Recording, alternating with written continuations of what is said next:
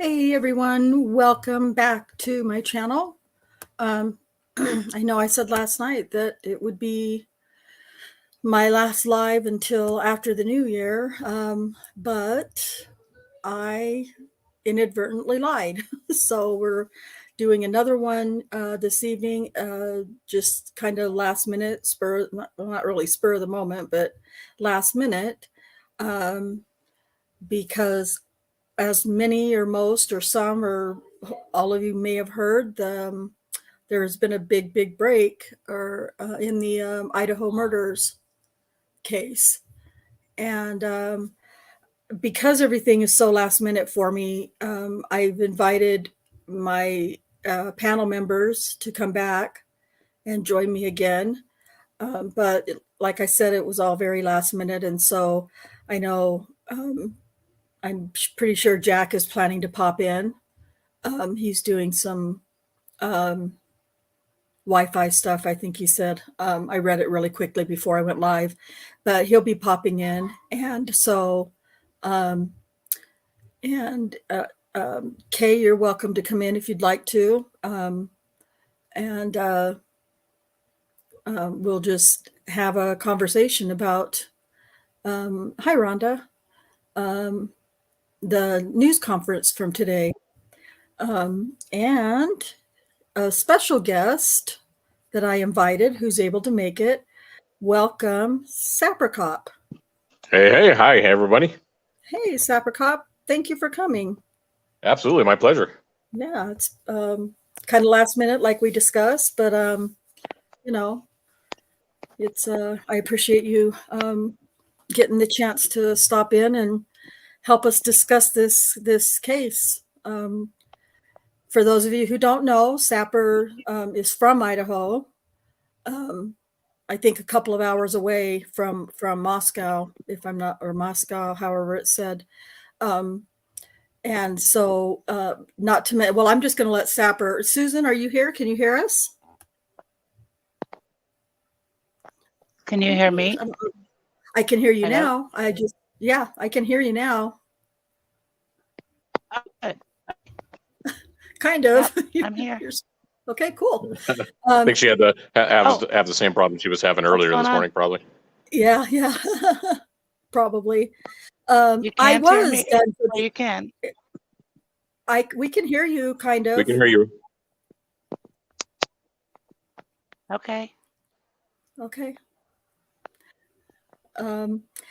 Yeah, Case, I know I said I was done for the year, but I didn't know that all I had to do was ask, beg, plead, admonish these folks in Idaho to give me some information about this case, just something.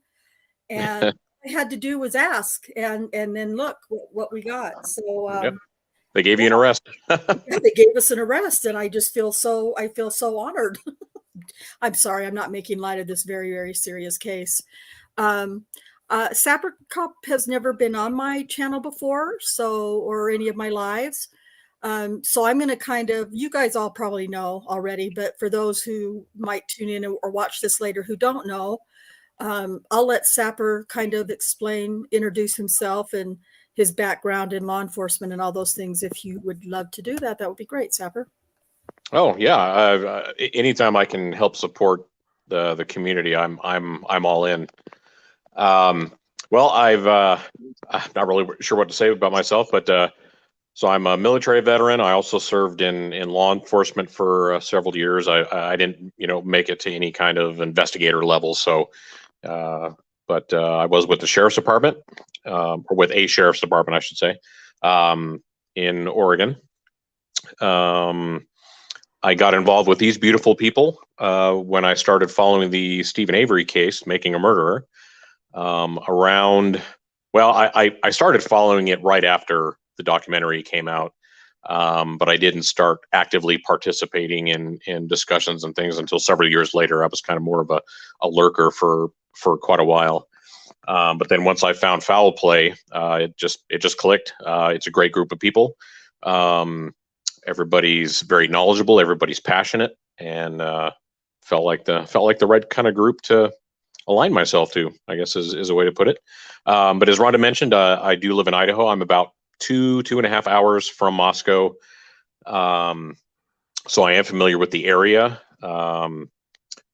Not the people involved, but the area itself, and then just kind of the local flavor around the people involved in the case. Okay, wonderful. Yeah, I know throughout the last 6 weeks or so, Sapper's kind of given his opinions or his thoughts on this case from time to time in different voice chats in Foul Play. And so we were over there this afternoon rather, watching the net press conference. And I just said, hey, Sapper, how about, would you want to, because it's always, we love to hear thoughts and perspectives from law enforcement, whether they're former law enforcement, current, future, whatever, because I mean, you do have definitely a different perspective of ideas than a lot of us do. So we've appreciated the comments and ideas and like I said, perspectives that you've offered us over the last 6 weeks. So we'll talk about the update today, and then you can share your thoughts. And Susan, if she's able to talk, we'll all just talk about it. Hey, Alice has joined the panel. How are you, Alice? Alice. Hi guys. Yeah, doing okay.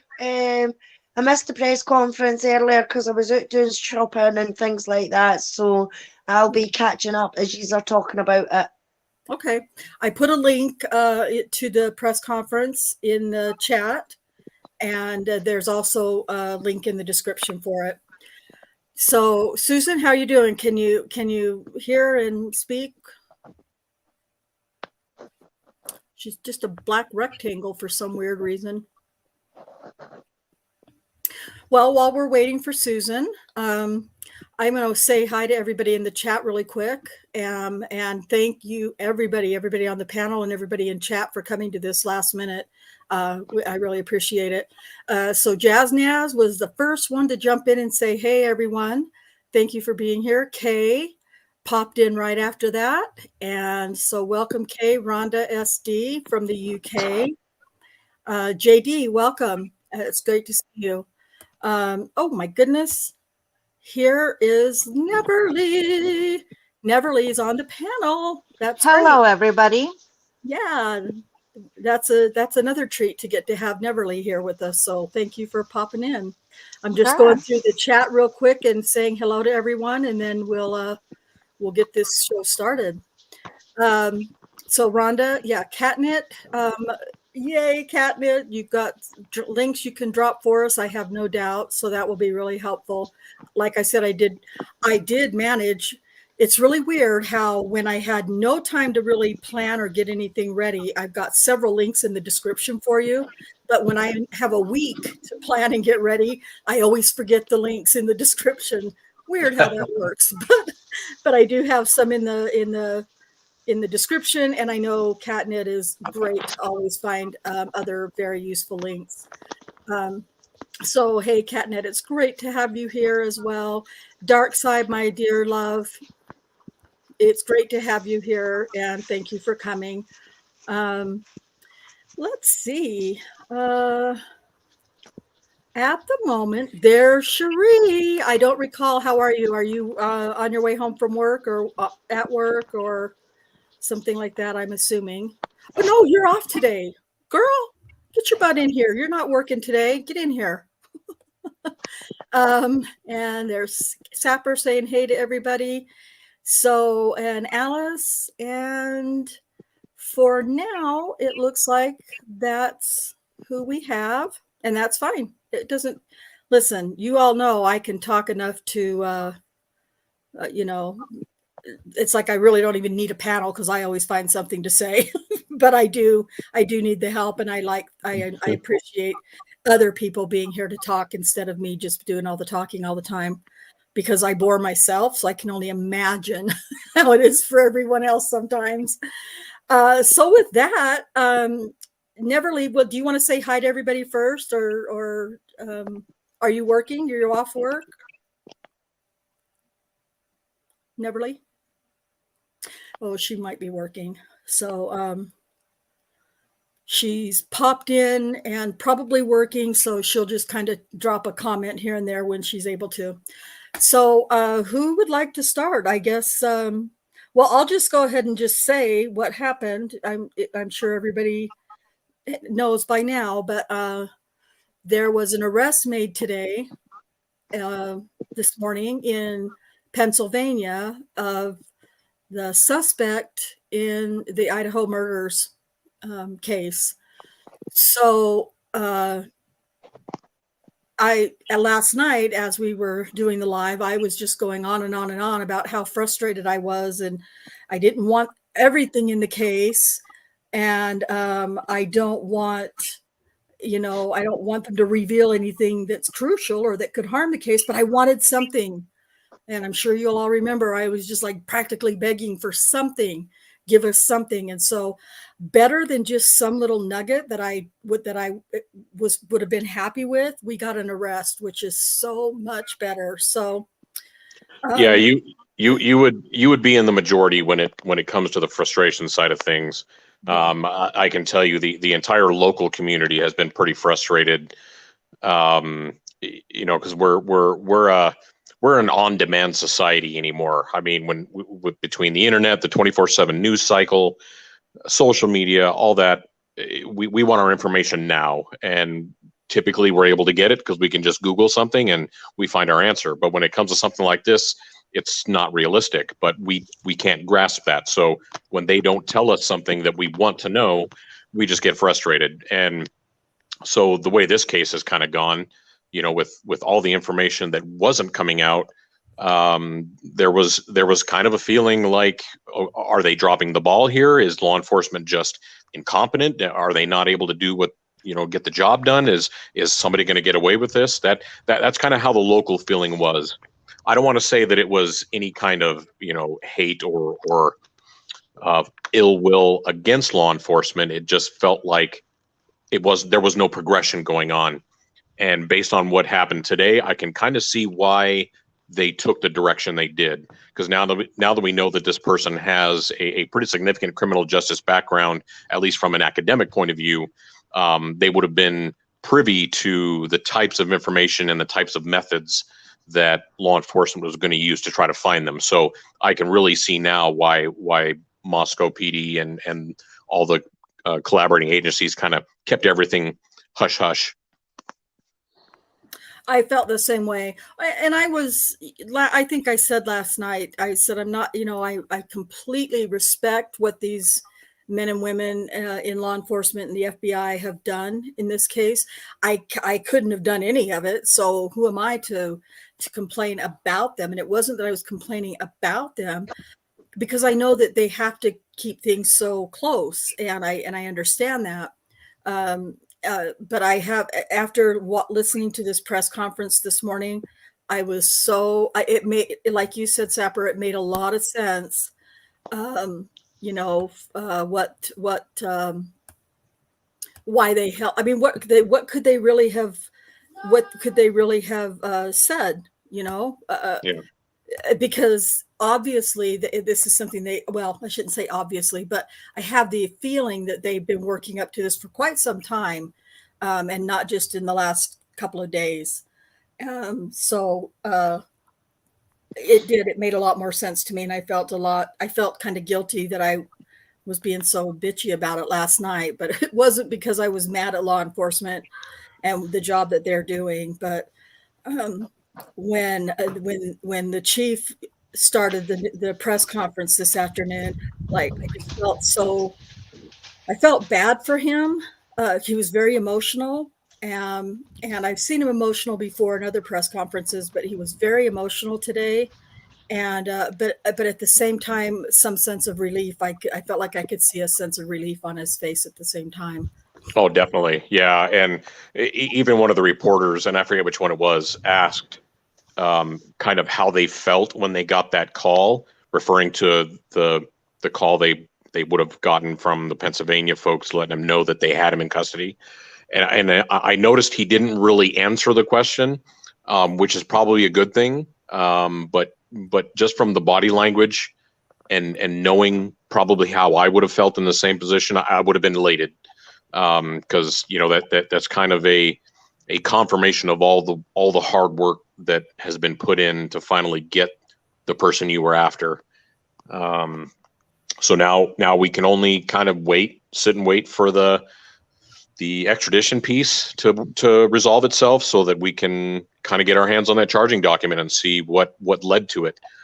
Right. I have a feeling, I don't know how much progress they had up until they got the information on the car. I think that's kind of what started breaking the case for them.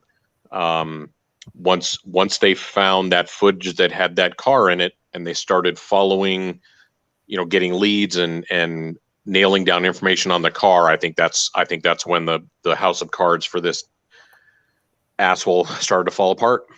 Right. I agree. That's just the feeling I got. Of course I don't know, but yeah, I can't wait. Well, let me just rephrase that. I can't wait to get our hands on the charging document, but at the same time, I'm okay with that, because we have this huge, really the best possible news break. And so now that we have that, my patience is calmed. Yeah. I'm a lot more comfortable now, waiting for those, because I know, excuse me, I know what comes now. I mean, I know what the process is from this point, or I'm familiar with it, I should say. And so I know that it's just a waiting game for the process to go through each of its steps. So yeah, for those of you who did not get a chance to watch that news conference, there wasn't a whole lot you missed, only because they started off by explaining that until Bryan, who is the suspect, gets to Idaho and is formally charged in Idaho, they can't release any information related to how they got to him. So the press conference really didn't have much in the way of additional information. They basically just confirmed that an arrest was made, and the arrest was Mr. Kohberger, whatever the hell his name is. He's nothing. And then, they just took a bunch of questions from the press, who still asked questions that he couldn't answer, even though they should have known he couldn't answer. But well, and he even told him that he couldn't. Yeah.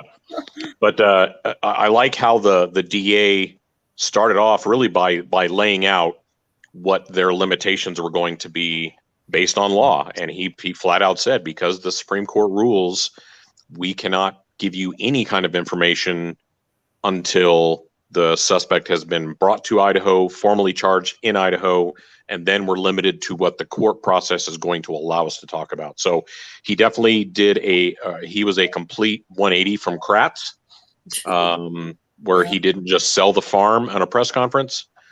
He did what a DA should be doing. Right. Perfect example of what a DA.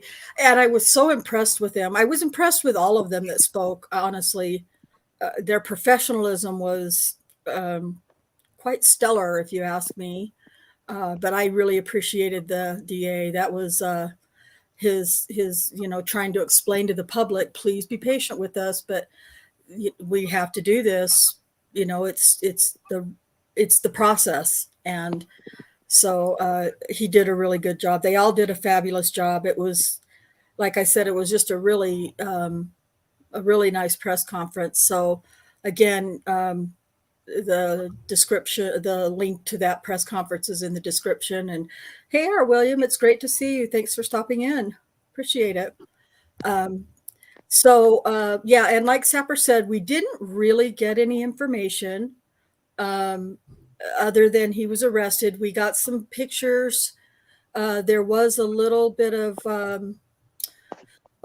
tiny bit of background on this guy.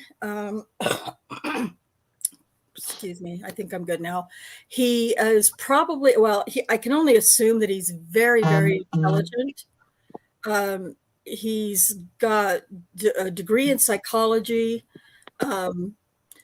degree in, well, he's working on a PhD for criminal justice, which is really just sickens me. I have a bachelor's degree in criminal justice, and I know I worked my ass off for that for years and years, not just the 4 typical years. And I know the kind of work that goes into that. And I'm not saying that he's not working hard for his PhD or didn't work hard or whatever. I mean, I have no way of knowing. But after I read the, he took part in a survey. He was one of the writers of a survey that I have it. It's in the articles that I posted. The survey that he wrote is in the articles. I was going to try to share the different article or the different, parts of the articles. But if you go through those articles, you can see the survey that he wrote. He wrote this same survey he put in a Reddit post. I can't remember what the sub is exactly, but when I went to look at it, they've already, Reddit's already removed it. I was going to say, as far as I know, when I went to look at it on Reddit, it was gone. So, but there are plenty of screenshots, and that you can see in the, and I'm pretty, you know what, Catnet shared some screenshots of that with me earlier. Let me see if I can just. Yeah, the basic gist was he was doing a project to talk to, it sounded like he was trying to talk to people who had committed crimes before. Mm-hmm. And he was trying to work on a theory of how psychological traits determined decision making during the commission of a crime. That's the basic gist of what his project was.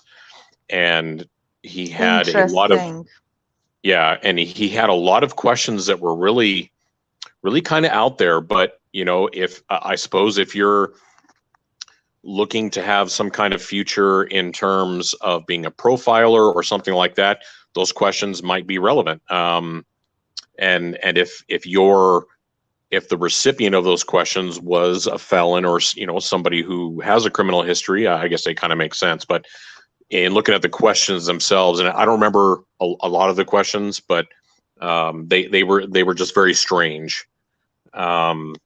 So looking at that, and that was posted on Reddit back in May of this year when he got his master's in criminal justice. So that I believe that was the project that was going to lead into whatever his doctoral thesis was going to be, is my guess. That makes sense. But very just very strange. It was. I'm trying to think of where I didn't see that was one of the ones that Kat shared with me earlier. But it may have been. I'll see if I can go back a little bit in our messages. But some of the questions, when I was reading the questions, I thought, is he like? I just was wondering if he was trying to see if there was anybody out there like him that was having thoughts like him, and hey, we kind of have this idea in common. Do you think we should test our theory? Or I mean, I don't know. I doubt that was what happened, but at any rate, it was. The questions were just odd. I mean, I've been a part of when I in my. I can't think of what they call it now, but it's the class that you have to take when you're a senior in college for your degree, your field. And so we had to write a survey. We had worked in teams and we had to write a survey and enter it into Qualtrics and all of that stuff. It was really scary because there's a lot of laws and rules that apply to writing surveys. But at any rate, like Sapper said, it was almost like he was, he wasn't the only one that wrote the survey, right? I mean, there were other people that also took part in it. but when I was reading through some of the questions, it was no, not a thesis. It was I can't remember what it's called. It's anyway, but I could not help but think that is he like trying to find people who are of like mind? I really did have that a thought that he was trying to find people, and I wanted to know how much of he was asking questions like, if you committed a crime and you were caught or not caught, convicted or not convicted, what were you thinking? What was going through your mind before you entered the place where you intended to commit the crime? What were you thinking as you were in the place where you were committing the crime? What was in your mind? What were your thoughts? When you left the place where you had committed the crime, what were you thinking? Capstone, that's it. My capstone project. Thank you, Sheree. I knew it was something, but I knew it wasn't senior thesis. But yeah, so that was in my senior capstone class where I had to help write a survey. But anyway, so when I was reading through some of those questions, I was like, man, that just sounds like he was trying to find a partner in crime or some strange thing. I doubt that's the case, but that's what I was thinking. Katnit has a question. She says, and this is probably, I'm assuming, to any of us on the panel, if you were one of the reporters present, what question or questions would you have asked? I'm just going to say for myself, I don't know that I really would have asked any questions because I felt like they did such a good job explaining everything that they legally could. And so I don't know that I would have felt like I needed to ask any questions, because the questions that were asked by the reporters that were there, the chief said, that'll come out in the future. I can't answer that. So that's how I feel. I don't know if I was a reporter in the room. I don't think I would have asked anything. Sapper, how about you?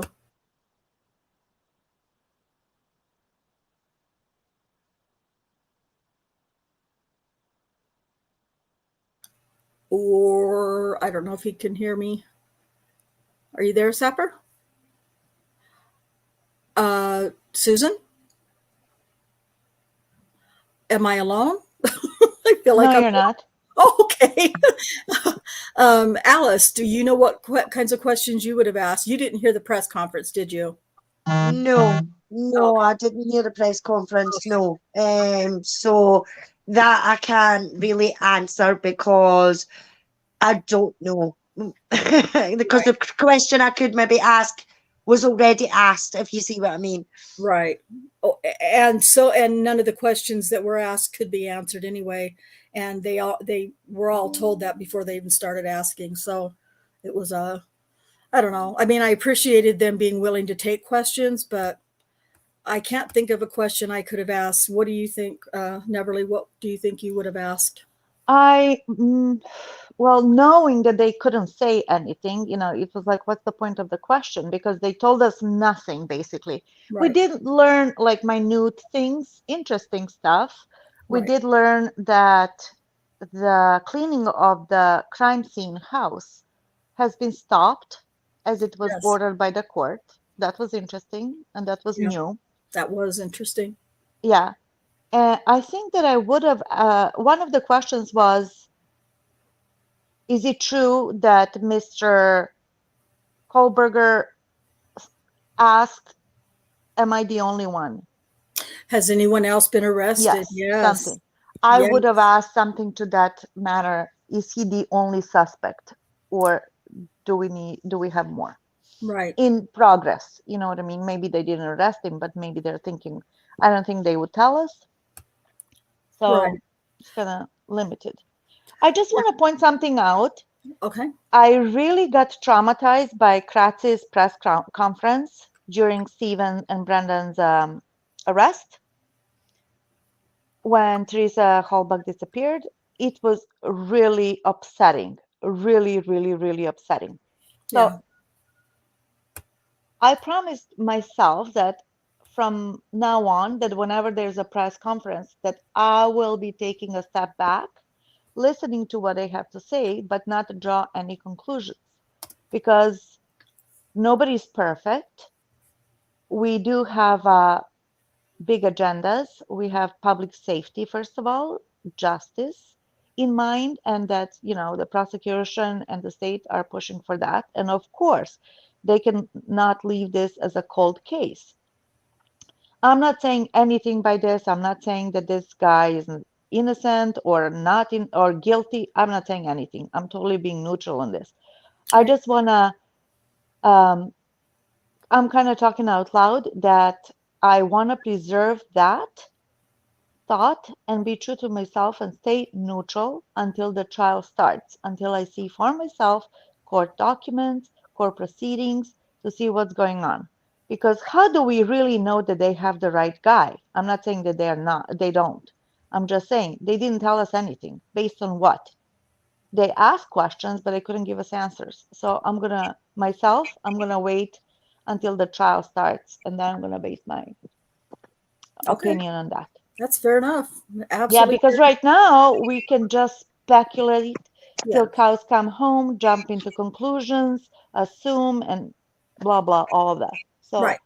And if we went by the press conference, no wonder the citizens of Manitowoc and surrounding counties thought that Stephen was this devious, violent, psychopathic molester killer. Right. So, yeah. I did feel, Susan, I'm sorry. I really like the district attorney, Santa Claus guy. I know, that's the first thing I was like, it's Santa Claus. He's bringing us a late Christmas gift. Yeah, I think that he's going to do really well because he relates to the public really well. He's calm. He doesn't seem pompous, right, with a chip on the shoulder. We'll see how he is in the court, but so far I was not impressed, but I was like calmed by that, surprised actually. Yeah, it was nice.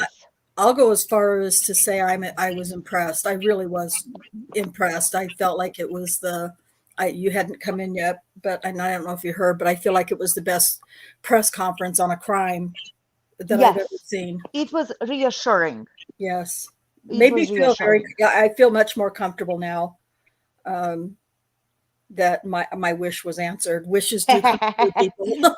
Yeah, that was funny because you were jonesing for answers. I was just going off on it last night. Yeah, I jumped on the Scott Reich's channel. Is it True Crime or what's it called? Scott Reich, yeah. Yeah. And he was doing the same thing, talking before and after the press conference, and then there was people in the chat. So I can just repeat what I heard Scott reading from the chat. Some allegedly, this Mr. Bryan Kohberger, that he's a strict vegan, that when he was living with his parents, they had to go through pots and pans. Not that this is really important, but we don't know anything about this guy. So it kind of paints a picture. Yeah, exactly. And because he wouldn't use them unless they were used just for vegan cooking. Yeah. I also found interesting that he got a public defender. Yes. I don't know why that struck to me. I also found it interesting that the district attorney and the sheriff were pretty much begging people to come up with information on the suspect, and also like if you heard anything, if you know anything. That wasn't reassuring to me. Yeah, I feel like they don't know the whole story. Right, they don't know. And I was well, first of all, I think that the reason that he probably has a public defender in Pennsylvania is because he's going to be getting extradited to Idaho. And I would imagine that if you get a local. Yeah, he'll if they're going to hire an attorney, I think they would want to spend that money where he's going to be tried. I would imagine. That's just my thought. But no, what's interesting, and I've got scrolling along the bottom here, the tips information, because they were really, really pushing. If any, they said to the newsroom, to the reporters, we need you guys to get his picture out there, get all of this info, get as much information out there as we were able to give you, and have anybody who knows anything at all about this guy to please call our tip line. So I got the tip line and the digital media line and the email line. Oh, good job. Thank you. Yeah, I found that very interesting that he was like pleading for information, because apparently this guy does not have social media accounts. Well, Maybe he Yeah, has this guy's- a MySpace from decades ago. And also, this is what I wanted to say. And then I went on to the vegan stuff. Who cares about the vegan stuff? Allegedly, he confessed. Somebody said that he confessed to a stripper that he did it. Now, how reliable that is, right? you decide. Yeah. Well, I'll decide during the trials when I'll decide. Exactly. Yeah, I think at this point they probably have a pretty good picture of kind of what possibly happened there, right? Because they've got the bodies, they've got the evidence. So as far as the actual crime itself, they probably have a fairly decent idea, or as close as they can possibly be without, the actual killer telling them exactly how it happened, of what happened. So I'm pretty sure they've I think I mentioned earlier, they've got him nailed to the car. So that's one big piece. And we also know that they've got his DNA at the scene. And I have to assume that it's something beyond just, having some DNA on a wall or a counter where he could explain it away. I'm guessing they've got DNA actually tied to the victims. That's going to be my guess. Otherwise, they wouldn't have gone this far, I don't think. They better. Yeah, exactly. Yeah. That makes sense.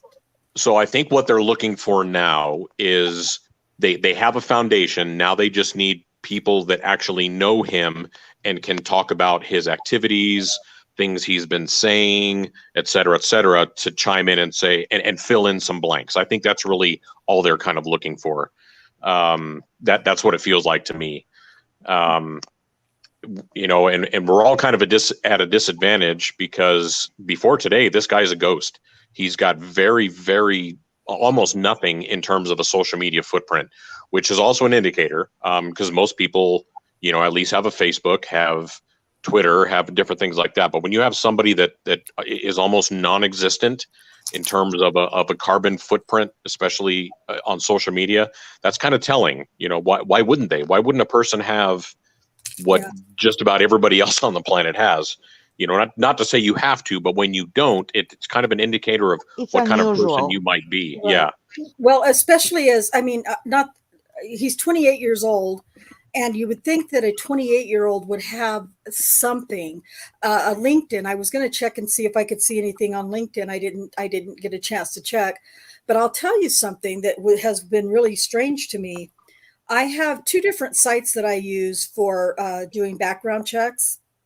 And I can't find his name anywhere on either one of those background check sites, which is really, really strange.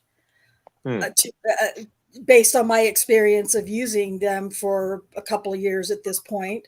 The only time I've ever run into a problem where I couldn't, pull somebody's name up is if I was spelling the name incorrectly. And I spelled his name every which way I could, every place that I knew that he had lived in, Pullman, Washington, or I wasn't exactly sure about where he was in Pennsylvania, but I put Pennsylvania. Kohberger is not a very common name, so you think it would pull that up. But I thought, okay, I'll start with his parents, but I have to have a first name of a parent.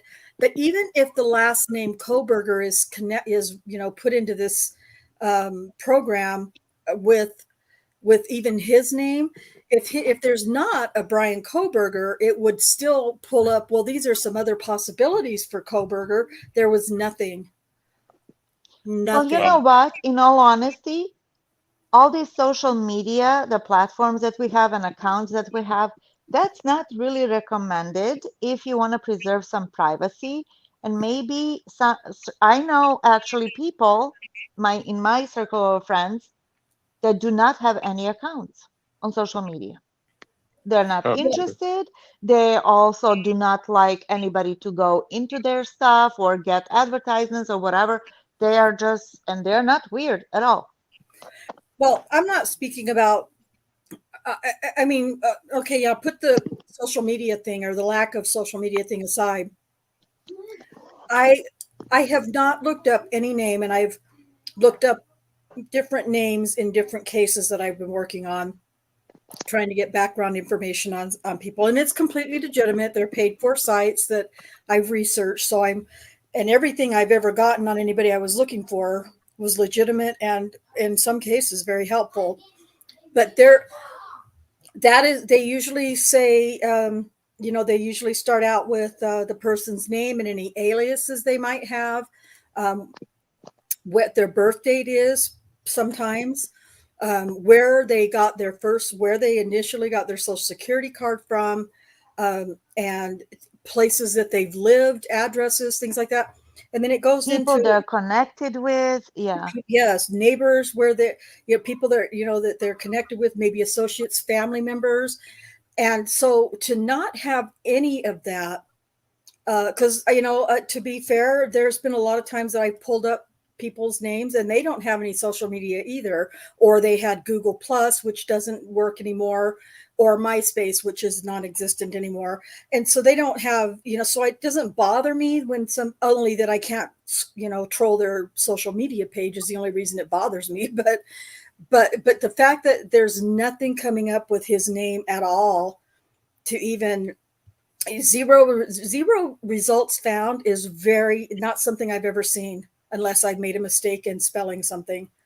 So I'm wondering if that's even his real last name. I mean, I can only assume it is, because how could you make up a name like that? But I don't know. He's not just making up the name, but he went to school under that name. And that name, yes. Yeah. Exactly. So, maybe they. Okay. Well, I was going to say, so, law enforcement can request a lot of different things, and they can have, like they had, for instance, they had the house, the house that the murders took place, blurred out on Google Maps. So if you try to find that house on Google Maps, you won't be able to see it. It's blurred out. I don't know if they had a hand in having Reddit take down that sub with his postings, but that's gone. So it is possible that law enforcement reached out to different agencies and said, please either restrict access or remove, in any stuff having to do with this person for the time being. So I don't know if that might be part of it. I don't know about the background check part. I don't know that their reach could go that far, but never know. Right. That could be some reasoning behind that. Yeah. I thought about that. I just thought, wow, I wonder if, they just, the FBI, and they're still involved. Yeah. Maybe the FBI could they have the capability, I'm sure, of having somebody's, the FBI disappears people all the time, right? Or the CIA. Yeah. So, I thought that did cross my mind that could be a possibility. So, it's crazy. Neverly, I think you were going to say something a second ago while I try to pull up this picture. No? I guess we lost Susan altogether, poor thing. Yeah, I know she was having, when we first jumped on Discord this morning, she was having problems with hearing her and whatnot. So she might still be having those problems. Yeah. So this is Can you hear me, Rhonda? Yeah. Oh, okay. What I wanted to say is one of the more interesting questions that happened towards the end of the press conference was if his DNA was matched via CODIS, and they couldn't answer that. Mm-hmm. And I'm looking forward to hear that, because wouldn't he already have his whole profile done, like background check, criminal, everything else for his school? No. Not from a DNA standpoint, I don't think. No. Fingerprints, maybe. Well, Fingerprints for sure. Even I'm a registered nurse, and even for registered nurses, we have to do that. They also do that Right. for all the coaches for little leagues and little soccer. You know, if you want to be a coach, you have to do, I think it's called live screen or something like that. You have to what do do it. you mean? I mean, to be in college and take his courses, he doesn't have to submit background or fingerprints. But for criminal justice, I have my bachelor's degree in criminal justice, and I did not give any of that up. you didn't do fingerprints? Really? No. Well, when you take a job that requires it, then I have to. But just to take the courses and get a degree, I didn't have to do that. Huh. Who knows? Yeah, if he's never had a job that required it or any kind of law enforcement contact that would have called for that, I don't know anything that would have necessitated having his fingerprints or his DNA profile in CODIS. But yeah, but in for almost all the questions that Chief Fry said they couldn't answer, it was only because they legally couldn't answer. Yeah. I could tell from his body language he so wanted to answer those questions. Oh yeah, yeah. But no, they told us straight up. And you know what? I respect that. I really do. Absolutely. Once again, need I mention cracks? Yeah. Gosh. And, and it's so funny because when the DA was saying all those things, legally the Supreme Court has said, and I just thought, man, how is it that Kratz continues to get away with what he did? But don't know. It's astounding.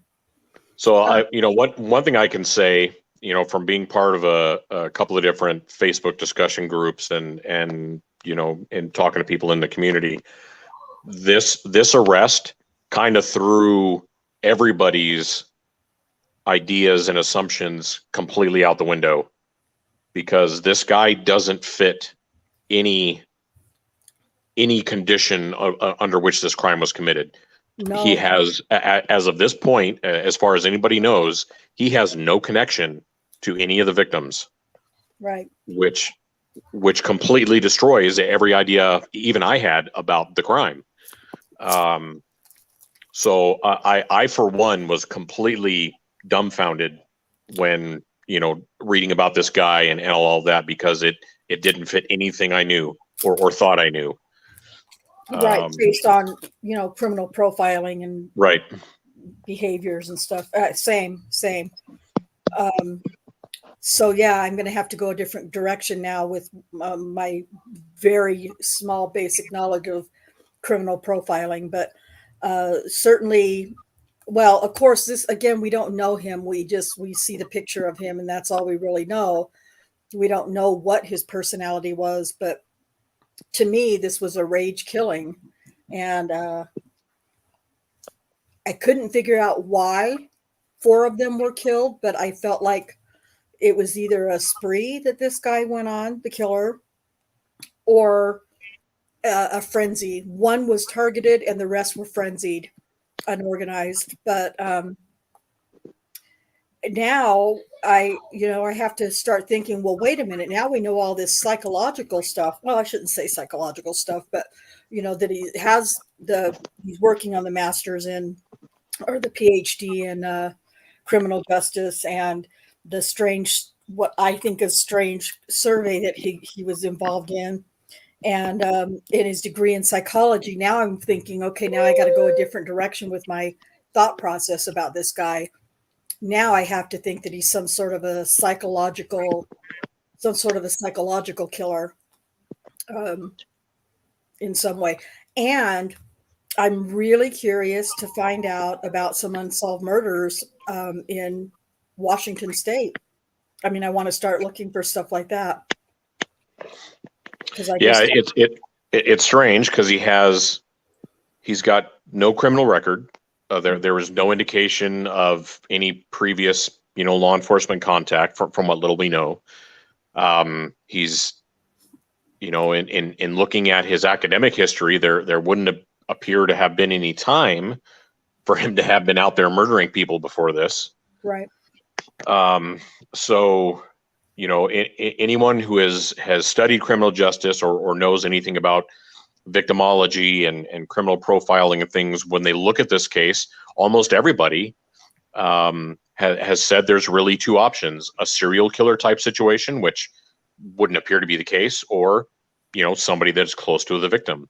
And that's where everybody kind of landed on this one, was it's got to be somebody they knew, either an ex-boyfriend, a current boyfriend, a jilted lover, something along those lines, because the nature of the crime was extreme anger. Right. And so when you look at this guy and you say, well, he doesn't even appear to have a connection to the victim. So what's the source of his anger? Right. And why did he take it out on them? Because when you choose a knife as your weapon, that's a very personal thing. Yes. It's not like, killing someone to begin with takes, a certain mental thing already, but there's a huge difference between shooting someone and stabbing someone. Stabbing is much more personal.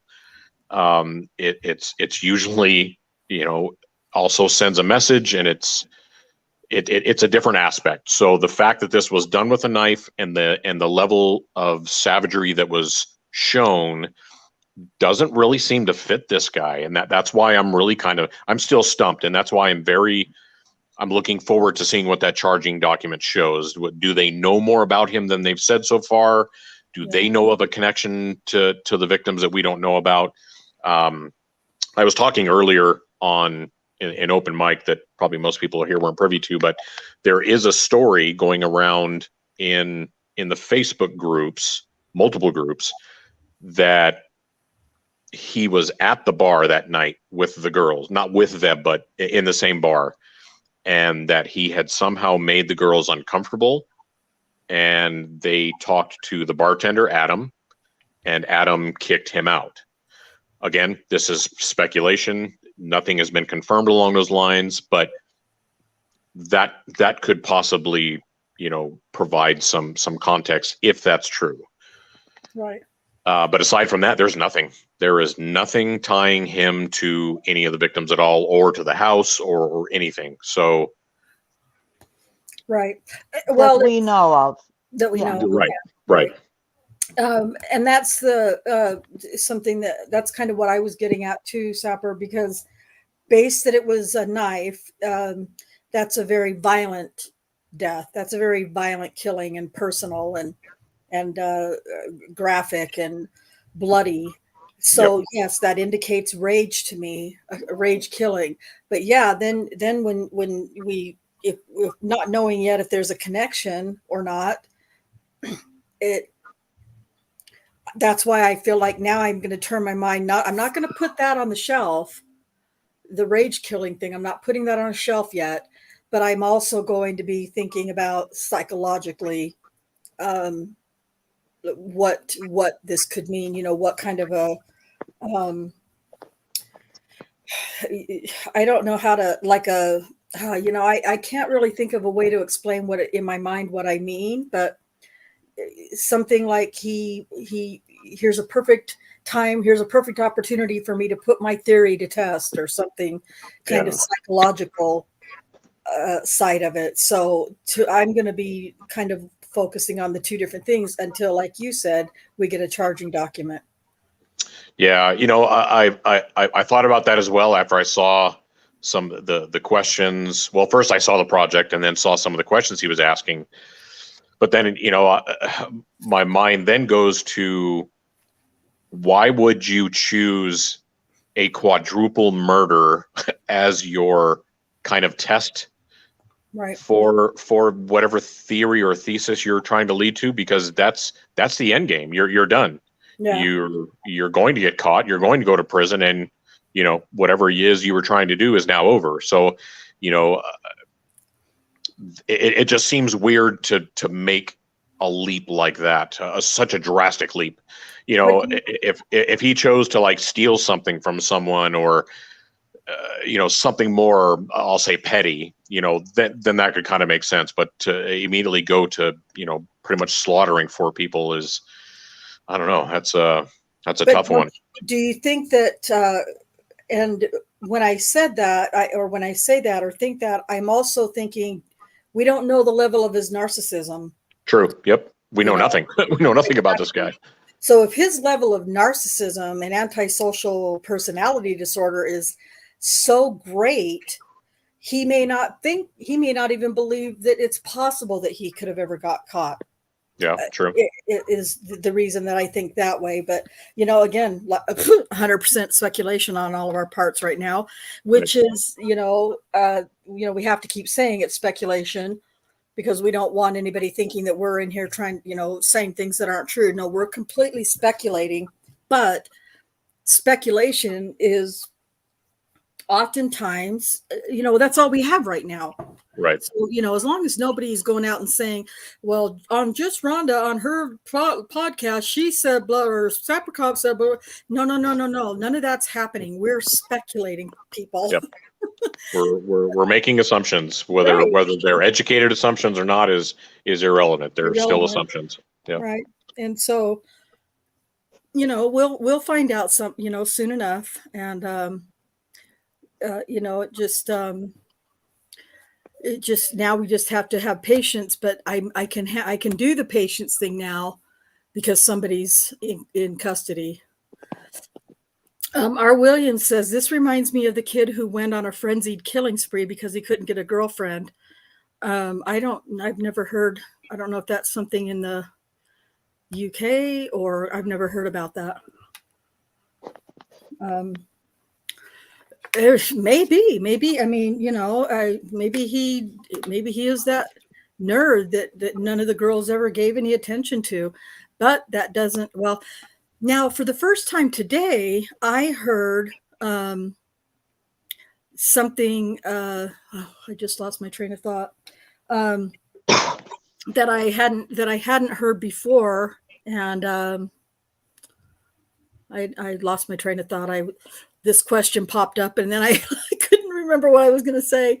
Susan says, maybe he was just going after the girls and woke the couple upstairs up and had to kill them too. Yeah, it could be.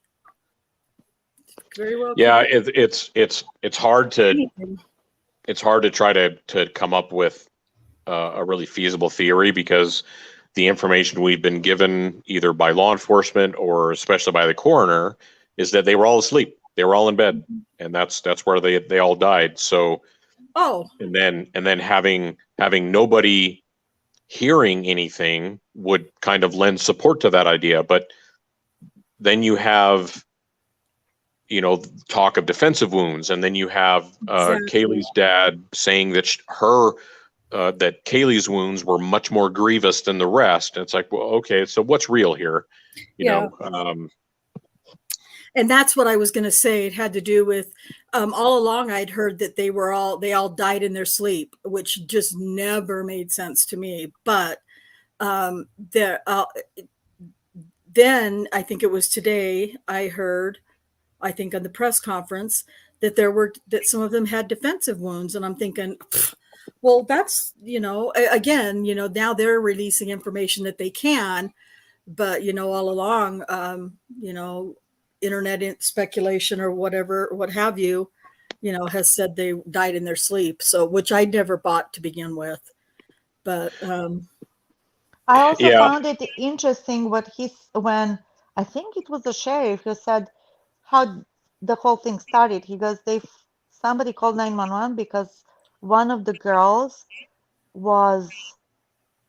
he didn't say non-responsive. He said unconscious. So what are the situations that where's the blood? That's what I'm saying. How could you call 911 for somebody who's unconscious, who's been stabbed to death and had died? Maybe that's why they didn't want to release the 911 call. I didn't understand that part. Maybe they wanted to protect all the evidence that they had, they should have said she was unresponsive, which we could speculate that if somebody was unresponsive, you can bang on the door and nobody is responding. You know what I mean?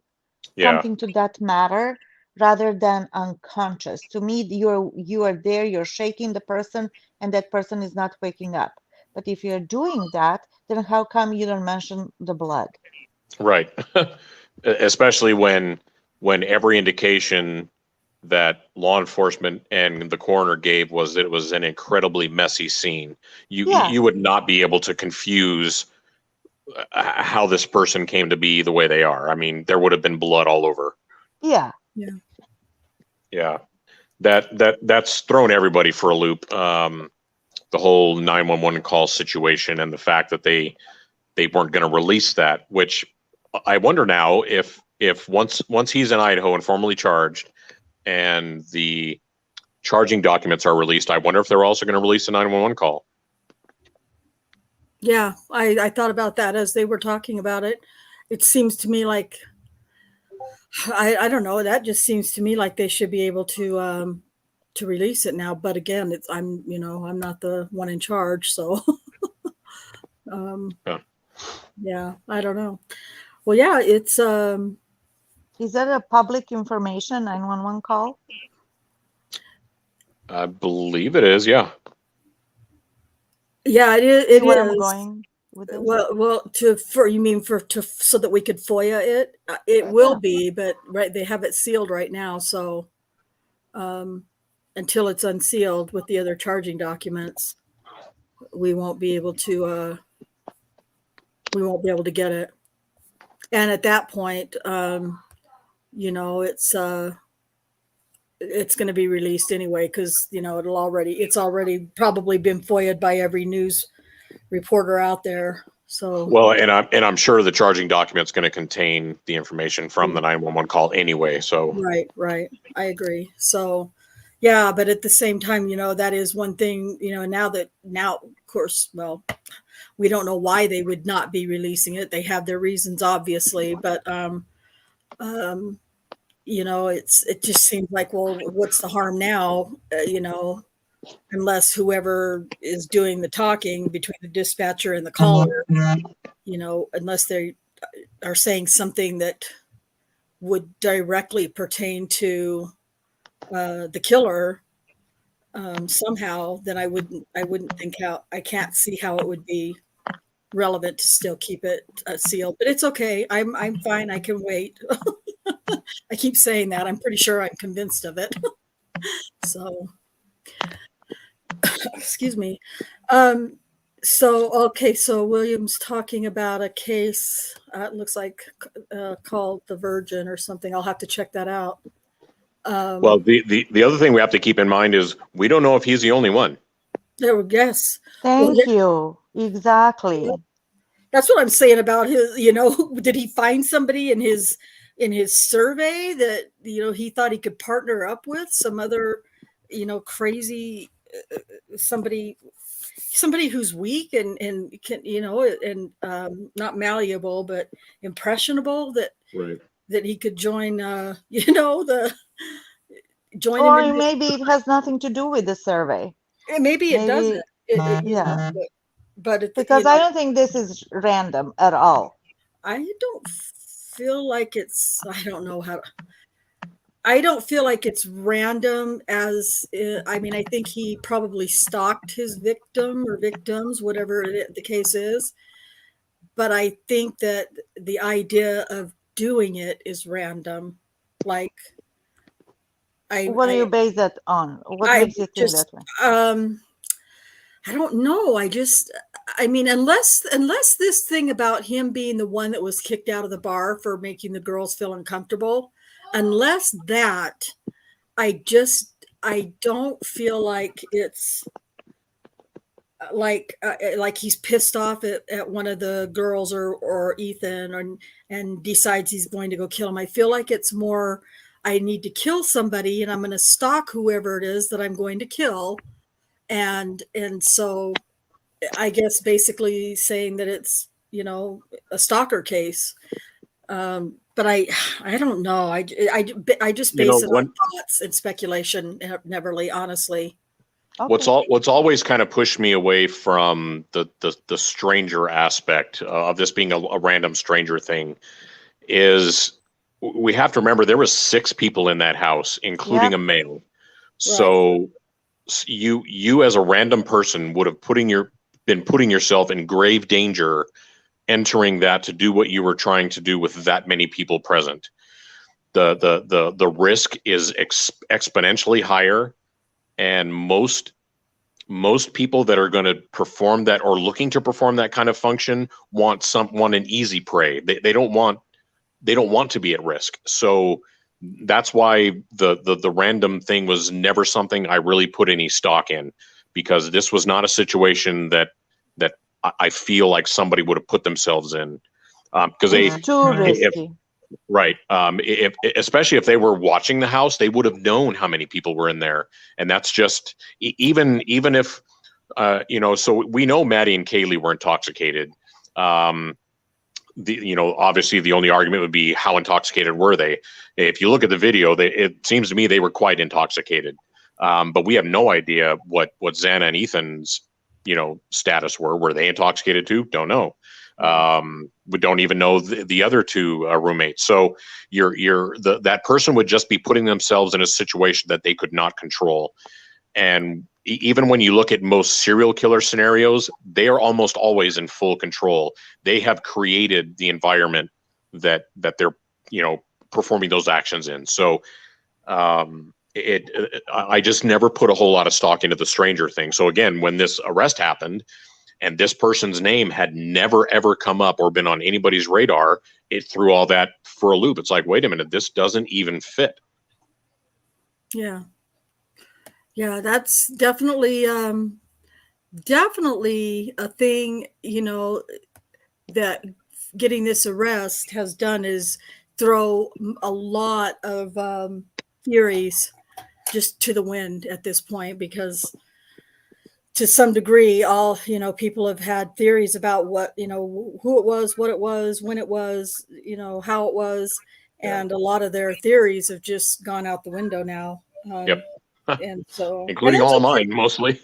well, and I have maybe a mine question. too. I have a question in regards to the couple, Xana and her Nathan. Is that Ethan? Ethan, yeah. Did you two, or whoever's on the panel or in the chat, is it known who had the defensive wounds?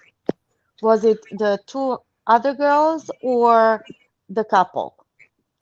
The reason I'm asking is, was the perpetrator aware that there's, the couple in another bedroom? Right. Do we know who was he even going after? We don't know any of that. No.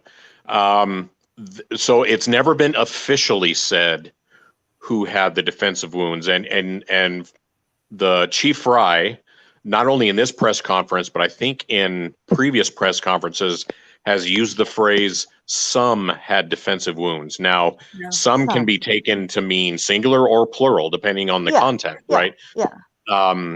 Now, most of the focus in some of the discussion groups that I've seen has been that Xana was the one that had the defensive wounds, which would seem to indicate that he attacked Ethan first and either woke Xana up or something and caused her to fight back. But again, none of that has been officially confirmed by anyone.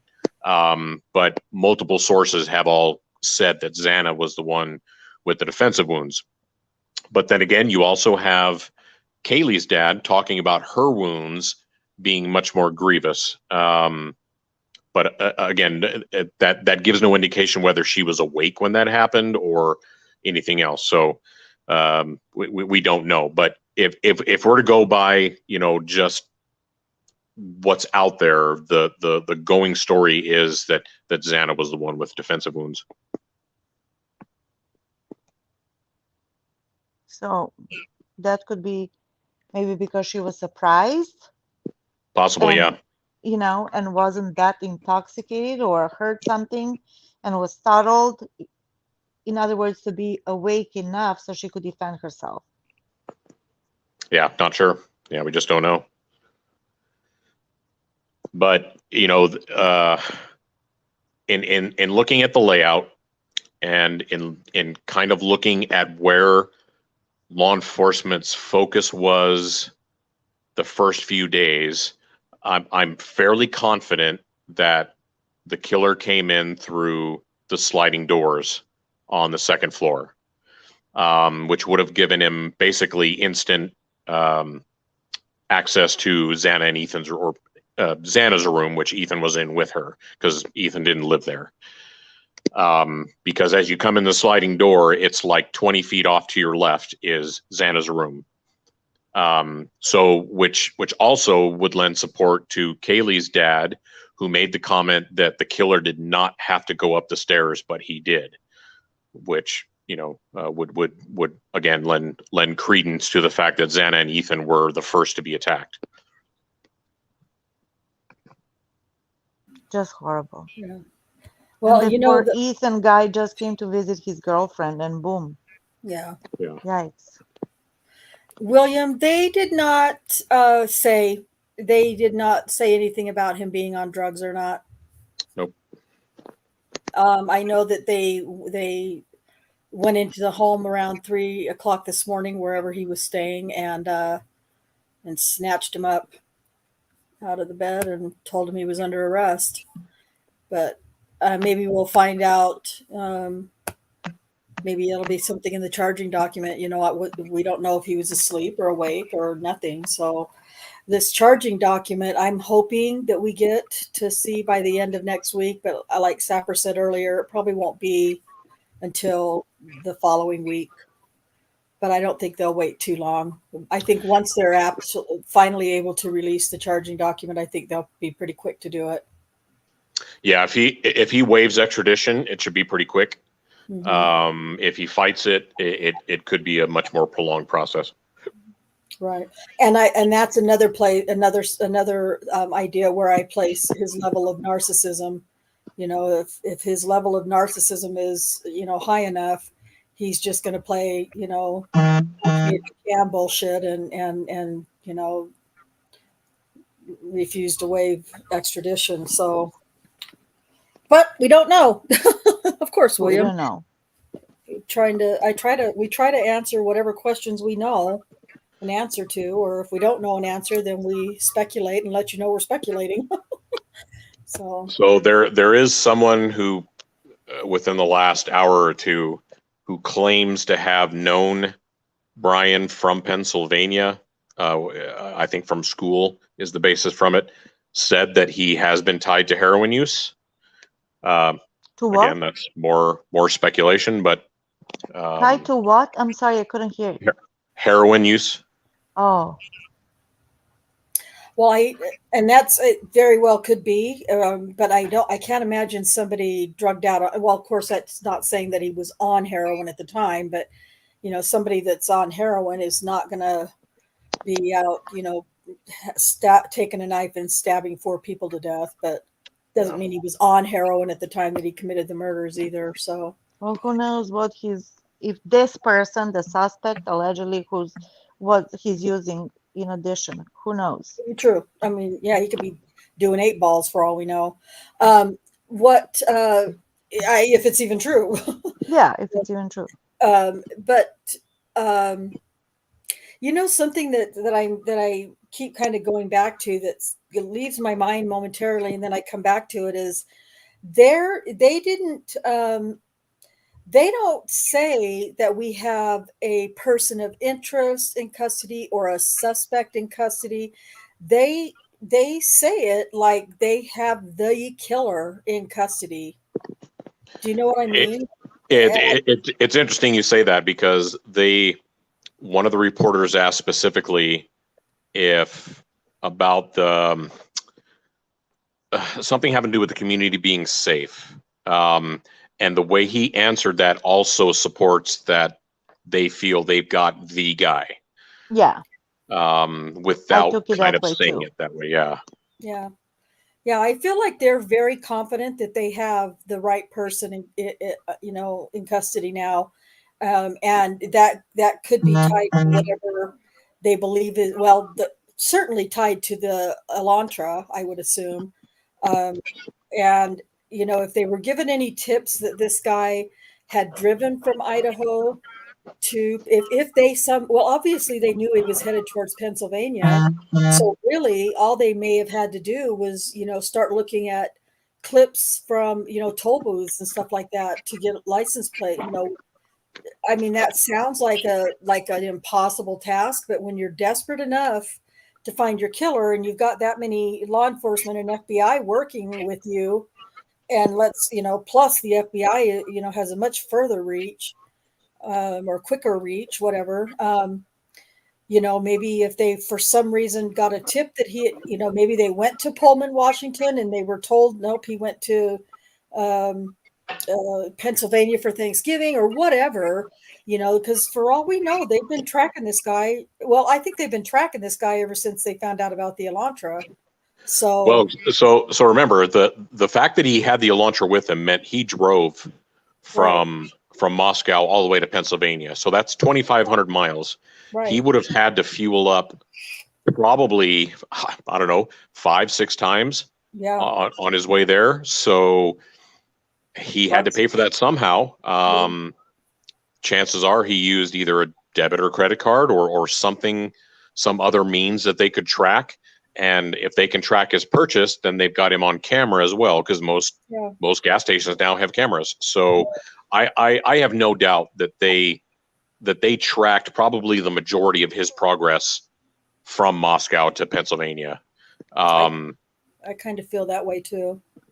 And then, you know, knowing the car they were looking for, and we knew they already had collected, you know, whatever, 22,000 registrations for that vehicle. And probably his name popped up in one of them. And when they got some of the forensics back that included his DNA, whatever that was, when his name popped up on the DNA, they can match it to, okay, that's the cars match to him as well, 2 and 2 together, and now they have a more complete picture. Yeah. Can they track the car by its computer? Let's see. That depends on how old the vehicle is and what kind of navigation it might have in it. And I don't know how old the car, I don't remember what they said, what year they thought it was between. But if he's got a navigation system in it, and most newer cars do, new cars, then I think it's possible. Somewhat kind of like pinging a cell phone, I think, if you will. I could be wrong on that. Yeah. But, you know, I don't know. I don't know about that for sure. I'm not very tech savvy. But it makes sense to me, so it sounds logical. I'd be willing to bet it probably does have something that they could pull information from, GPS type information. I don't know if he would necessarily have to have GPS for them to do that, but I don't. Also, if he carries a cell phone, and if they somehow were able to get a phone number, you know, we don't know if they had a phone number possibly, you know, and they could ping his movements through a cell phone. But I do believe, you know, depending on the age of his car or how new it is, that you know, I believe that it's possible that they could have done that, especially if they had enough information, which it sounds like, I feel like they do. And I think that now, I mean, kind of, because it's kind of coming to me now, it makes sense why they kept saying, you know, if anybody has seen a white Elantra between this year and this year, you know, or you think you've seen a white, you know, let us know. Because in my mind, I could imagine them saying, we know who the car belongs to, we know what direction it's heading. So anybody out there in the country, because really basically he's driven across country now. And so, you know, it's anybody. Now there's thousands and thousands and thousands of people who could have seen that vehicle. So we want anybody who's seen this vehicle to please call us and let us know, so we can get a better idea of where he is at this point. I don't know. Yeah. Well, I mean, just the fact that they got him tells me they tracked him to Pennsylvania somehow, and so that leads me to think it was via the car. Yeah. They were either able to track the car itself from point A to point B, or be able to track his purchases of gas or something else, or both on his way. Yep. Yeah. Yep. All right. Well, I don't know. I feel like we've covered quite a bit. I don't know if anybody in the chat has any more questions or comments, or if anybody, Neverly, Alice, or Cherie, if you have any more comments, or Sapper, any more comments or thoughts, theories, ideas about what we heard today. But no, I think it's just a waiting game now. Yep. We just don't know much, so we beat what we know to death. Yes, exactly. Yeah, we did. Beating a dead horse at this point, really. But yeah, so we can wrap it up. Cherie's on here. What can she offer any kind of insight as to the extradition process and how that works? No, I really can't. I've only been an attorney for about 2.5 years, and I have not dealt with a case like that before, so I don't know. Okay. Yeah, she does mostly local law for civil law, basically. But I mean, still, I don't know if you're asking if she knows about how long extradition will take or whatever. And I don't know that's probably just, I just feel like they're going to get him, if he waives extradition, they're going to get him back to Idaho as soon as that paper is signed, I would imagine. Yeah, I think it depends on the parties and how bad they want him, like you said, and I think they want him badly. So yeah, very badly. Now, so somebody maybe clear this up for me, because I've been confused about this all day. Susan says just the fact that he was originally from Pennsylvania is a reason for them to look there. Is he from Pennsylvania, or is he from Pullman, Washington? No, he's originally from Albrightsville, Pennsylvania. Okay. But they would have had to know who he was before they could tie him that way. So, in all of the publicly available pictures and information about the car, there was never any information about a plate. Right. I know that there was a lot of stuff going around about a VIN. I don't know how accurate that was. But that's not to say that law enforcement didn't have the plate. That's entirely possible. So if they had the plate, then they could have, gotten the registration directly to him.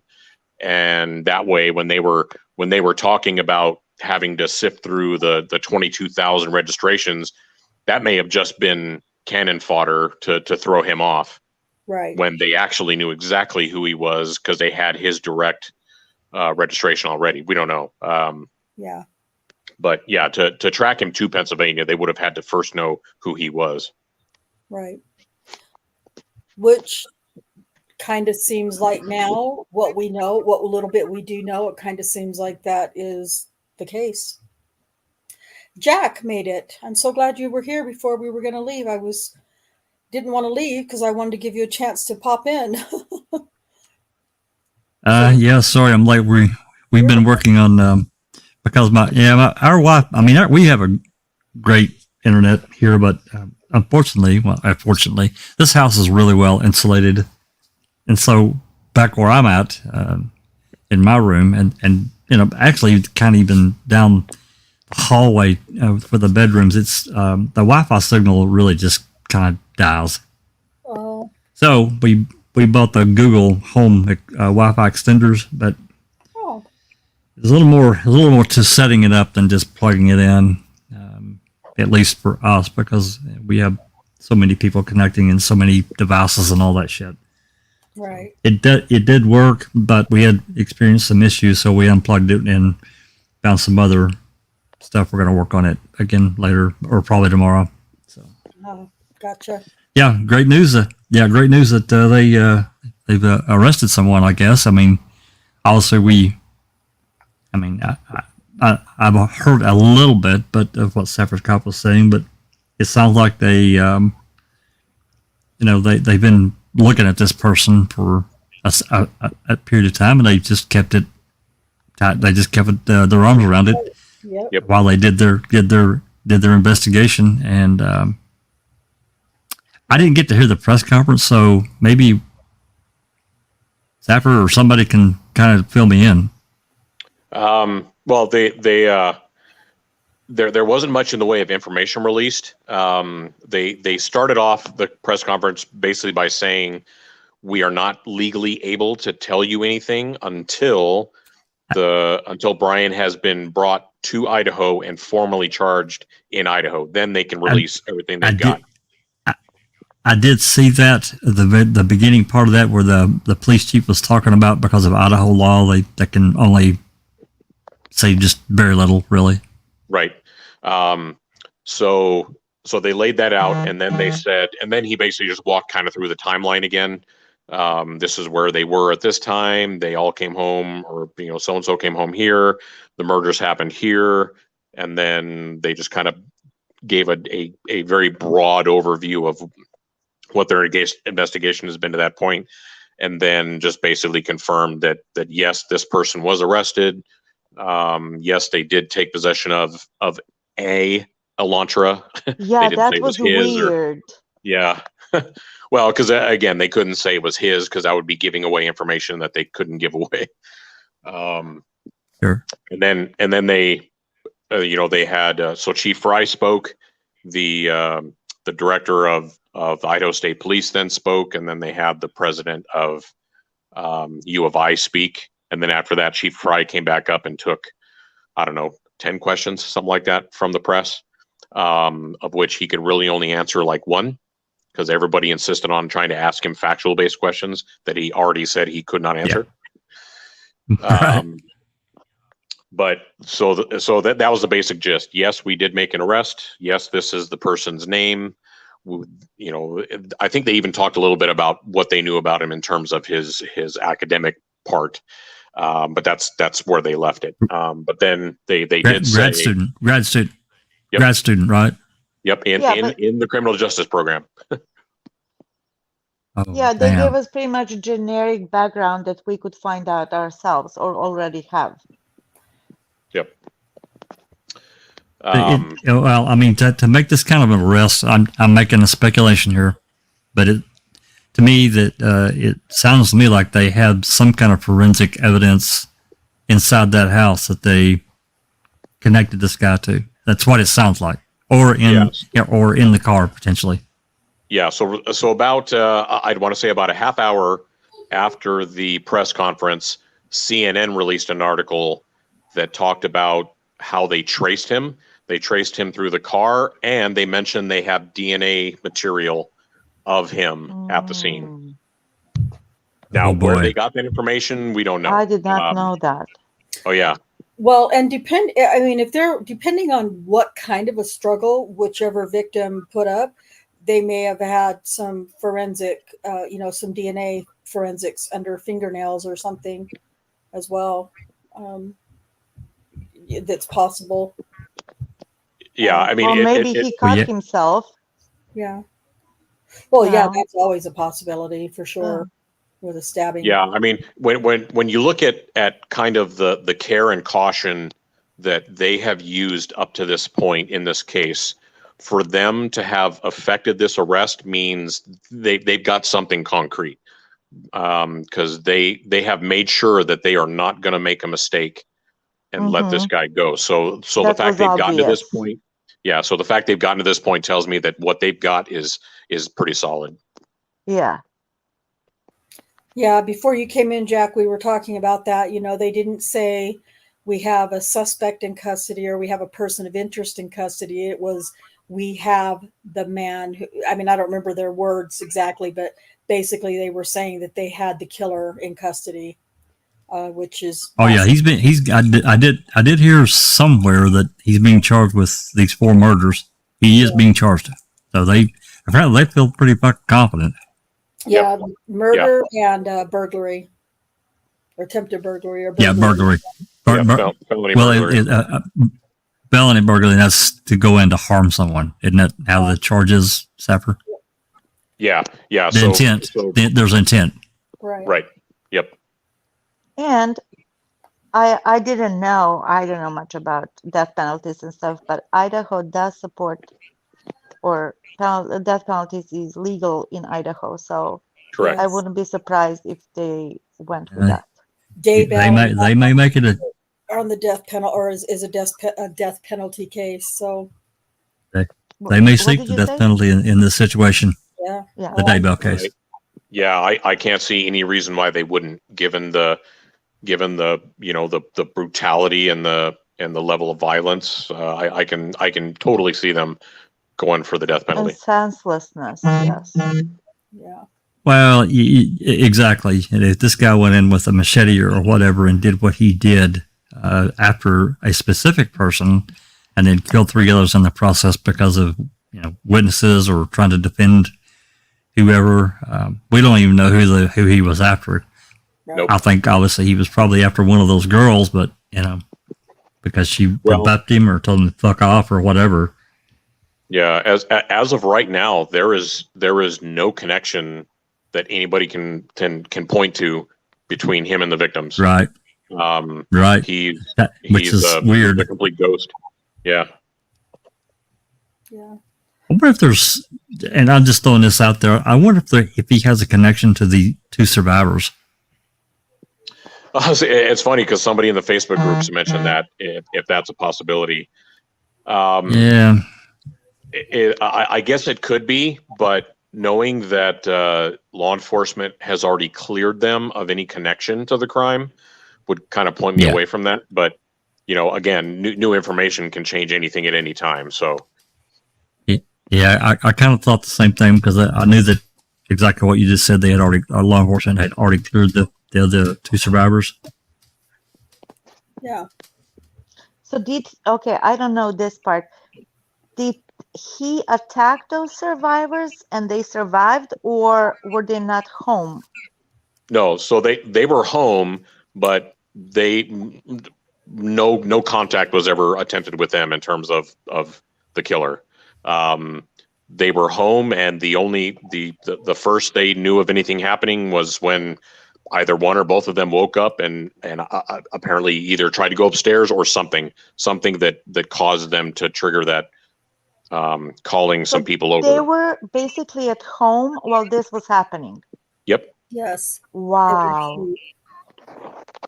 So that has been a point. That's been a point of contention among a lot of people. Because you can imagine if somebody's up there getting stabbed, they're gonna scream, they're gonna make some kind of noise. How the hell could you not hear anything? Blah blah. Right. But there was a former student that lived in that house, that lived on that first floor, who said that you can't hear anything from those rooms in the first place. And he also said you have to keep in mind college students are used to a lot of different noises going on. People having parties or playing their TV loud. So you're kind of used to tuning things out. So that's how he put it. He said when he lived down there, he never knew what anybody upstairs was doing. So it's possible and feasible that even with whatever was going on, the 2 people downstairs could have not heard it. Yeah. Imagine that survivor's guilt.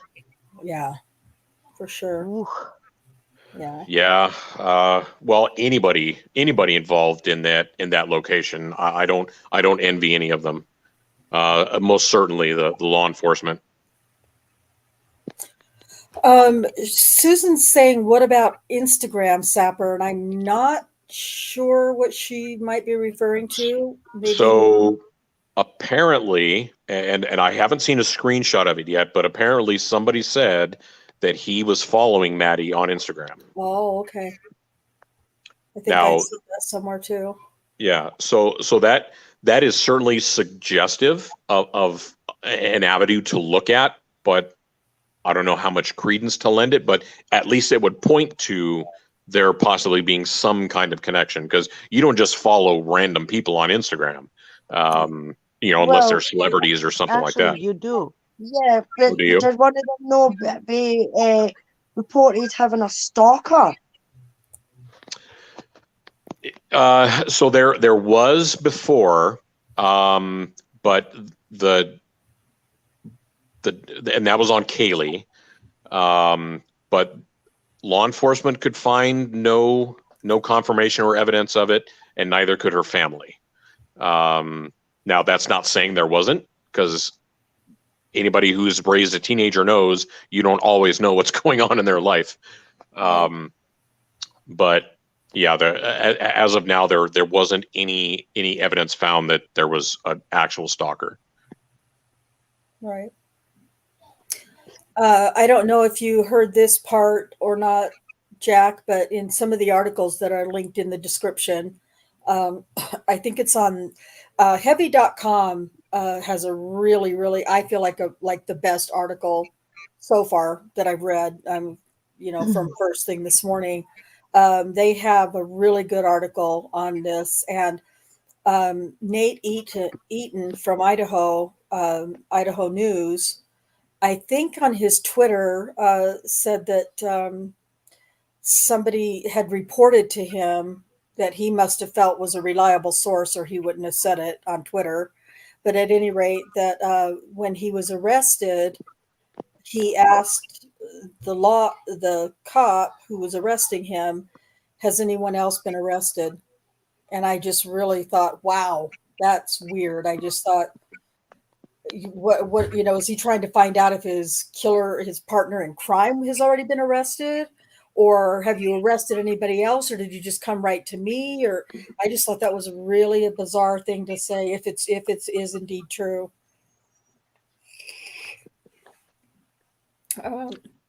So I don't know. I wouldn't be surprised at all if they revealed to us that there was a second or third perpetrator, because to kill 4 people relatively quietly. Yeah. Yeah, I mean, it makes sense to me that there's a second perpetrator, but at the same time, that's like almost rare to have 2 people be involved in a killing like this. Unless, well, I shouldn't say unless.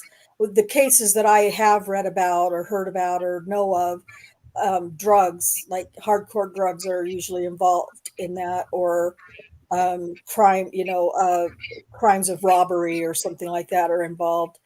And I don't know, I feel like it has to be 2, but at the same time, I can't wrap my head around it being 2 people.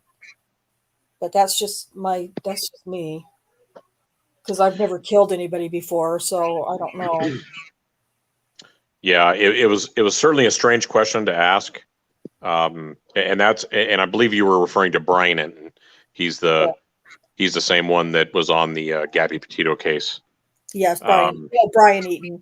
Yeah, Nate Eaton. Oh, why do I keep saying Nate Eaton? I'm not sure. Yeah, he said it was a source, one of his sources within the Pennsylvania police that was involved in that process, said that was a question he asked. Yeah. And Bryan is pretty reliable, so I don't know why he would make something like that up. Yeah. So I would tend to believe that. That's how I felt. So then it's just a matter of, why would he ask that question? Because at this point we know nothing about him. We know nothing about his intelligence level other than his academic record. We don't know his state of mind. So was it just a simple question to ask because he's got a buddy that helped him, or is he trying to right off the bat start crafting a defense? You know what I mean? Yeah. Yep, exactly. They did report or make a deal. Yeah. Yep. Yeah. Well, there better not be any plea deals. I cannot imagine the DA offering any kind of plea deal, anything, with the exception of taking the death penalty off the table for a confession. I don't know. For life, like for Chris life in Watts. prison. Yeah. Oh yeah, for life. for life in prison without Yeah. parole. That's the only way I can see a plea deal, or I would be satisfied with a plea deal, as if it was something like that. Otherwise, no, I don't want to hear about it. Yeah. I hope, one of my hopes is that he doesn't lawyer up immediately. I hope they actually get to talk to him. Yeah. But he'd be, unfortunately, he'd be really stupid to do that. And if he's anywhere near as intelligent as his academic record would show, he'll probably lawyer up immediately. Yeah. Again, I'm going to go back to his level of narcissism. If he has a high level of narcissism, I can see him not lawyering up, or because if he's narcissistic, like I think he probably is, I don't know what to base that on, Neverly, other than he's very intelligent. If this is the guy, then he is probably. Yeah, I mean, narcissistic, controlling, blah blah, all of that. Yeah. So yeah, I mean, but I can't imagine him not lawyering up, because I think people, for the most part, and this man's 28 years old and he's a criminal justice major, so I'm sure he's already lawyered up. But because he's been appointed a public defender. Public defender, yeah. So yeah, so we're probably not going to get any anything that he's going to say. He's probably not going to say anything to law enforcement, I'm sure, which sucks, but that is his constitutional right. So yeah, I mean, it'll be good to know the how, but what everybody's going to want to know really at the end of the day is the why. The why. Yeah. And he's the only one that can answer that. Yep, absolutely. Yeah, so I wonder if we're gonna ever see his interrogation. That would be amazing. Wouldn't that be amazing? Yeah, I would love to see his I find the interrogations almost the most fascinating part of an investigation, because you just, with what little bit of study I have, and knowing the read technique, because the way I do, unfortunately, I would imagine it would be a very interesting interrogation to watch. I find them fascinating. Yeah, I don't know the investigators involved and how competent they are in that realm. I know the lead investigator has only been a detective for 2 years. Ooh. So, who knows what they're, how competent they are in an interrogation in a level like this. Right. This is going to take somebody that knows what the hell they're doing. Yeah. I wouldn't be surprised if they go in with one of the FBI folks. That's exactly what I was just going to ask you. Do you think that they will have the FBI, help with the interrogation? Because that makes the most sense to me at this point. Yeah, I mean, they potentially could. I mean, as of right now, without the crime having crossed any state lines, the FBI has no jurisdiction. So I don't know. I don't think that would prevent them from helping. I don't know if they could take a lead on the questioning aspect, since they have no jurisdiction. I don't know how that works. Yeah. I'm definitely curious as into the why, and I'm probably like a lot of most everyone here. I don't know. I'm just being facetious here, but I'm not a big death penalty proponent after, finding out all the pitfalls of, what we found seen in the criminal justice system. And it's not to say that I don't think that there are some instances where the death penalty should or shouldn't be used. I mean, I'm not a judge. I guess this is just personal opinion. I'm not scholarly educated and all that shit, but I got to tell you, I can't think of anything that we've seen so far that would justify what was reported at that crime scene by that coroner, and the level of violence that was used against these 4 young kids. Yeah. Now, I have kids that are that age. Our youngest, I mean, Christopher's 21 and Kenna's 20. And, I got to tell you, I can't know exactly how those parents feel, but you need, if he's, turns out to be the person, and he is found guilty, how would you got to ask yourself, what would be the worst punishment available? The death penalty to me is certainly a way to deal with someone you don't think could ever return to society.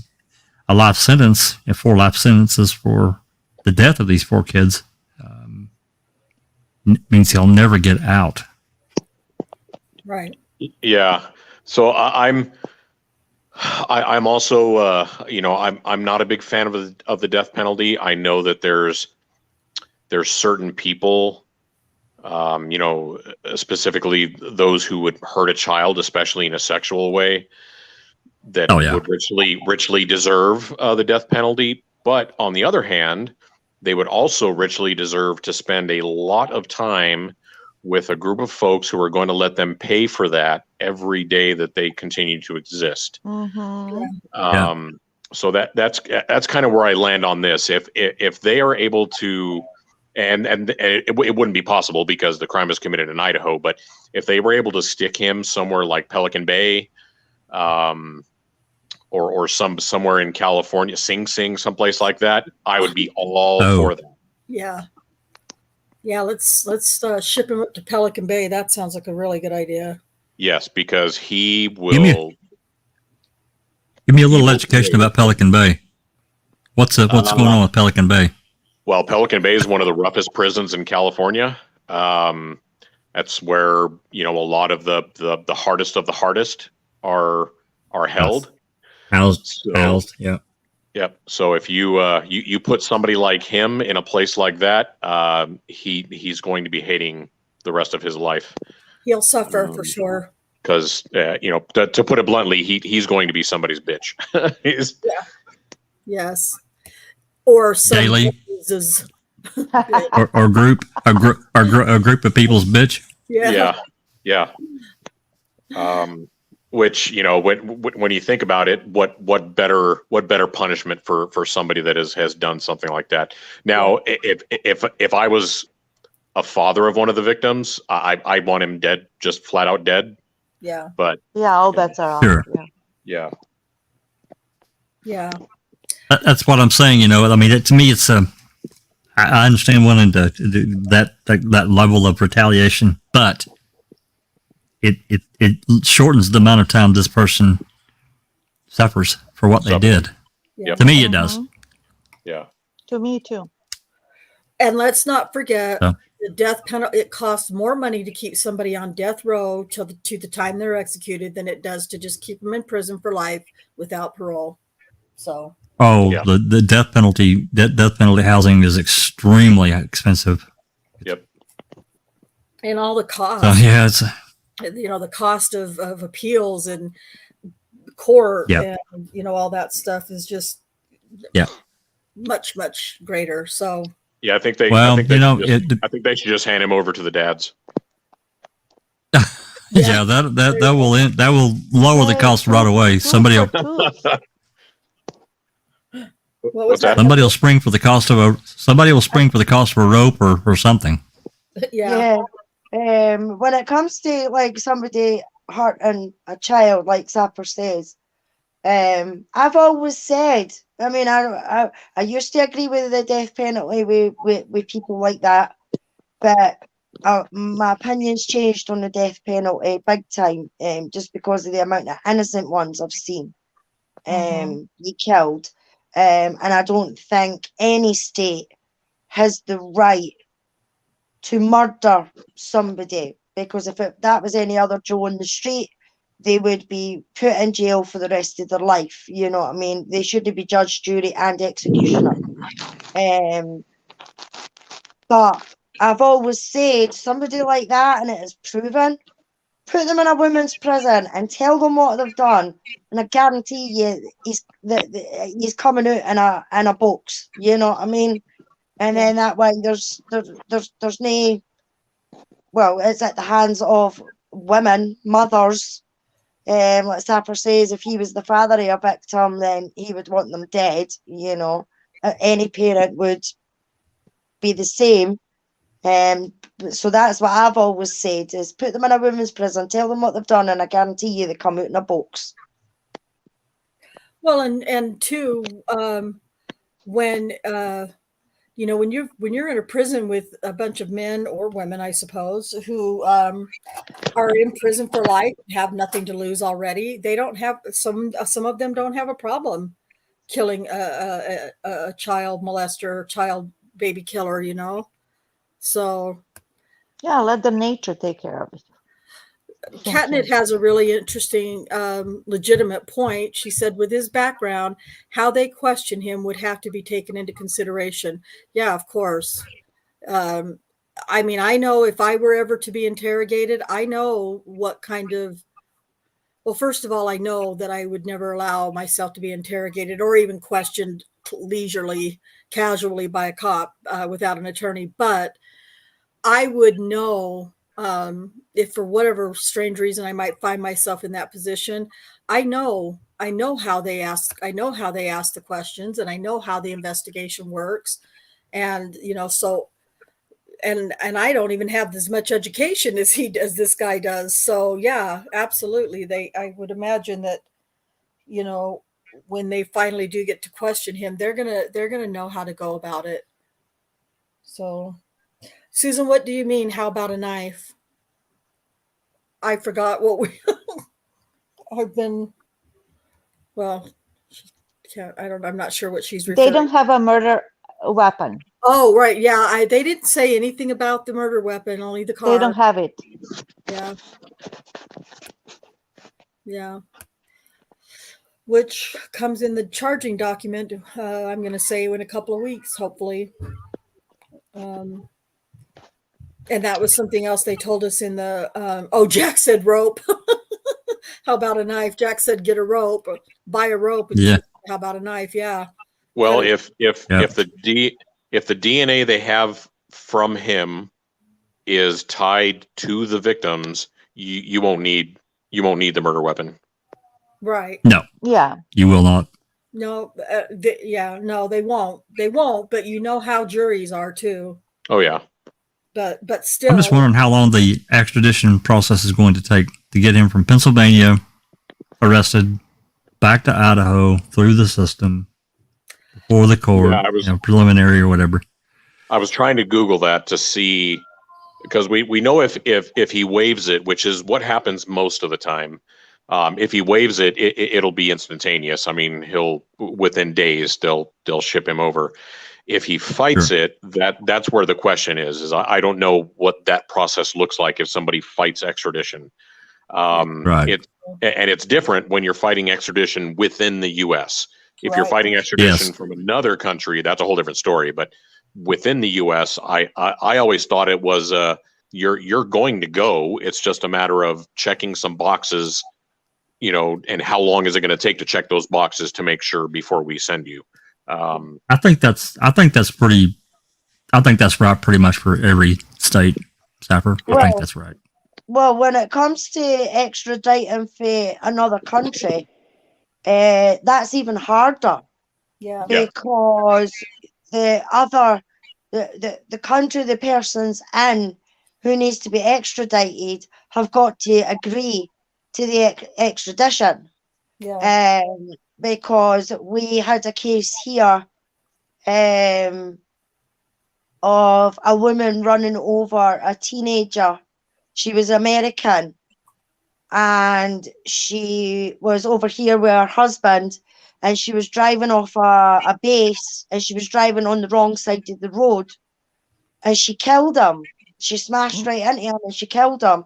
And the next day, she traveled back to America, and we were wanting her to be extradited here, and her name was Ann Sekulas, and America was like, nah, we're not doing it.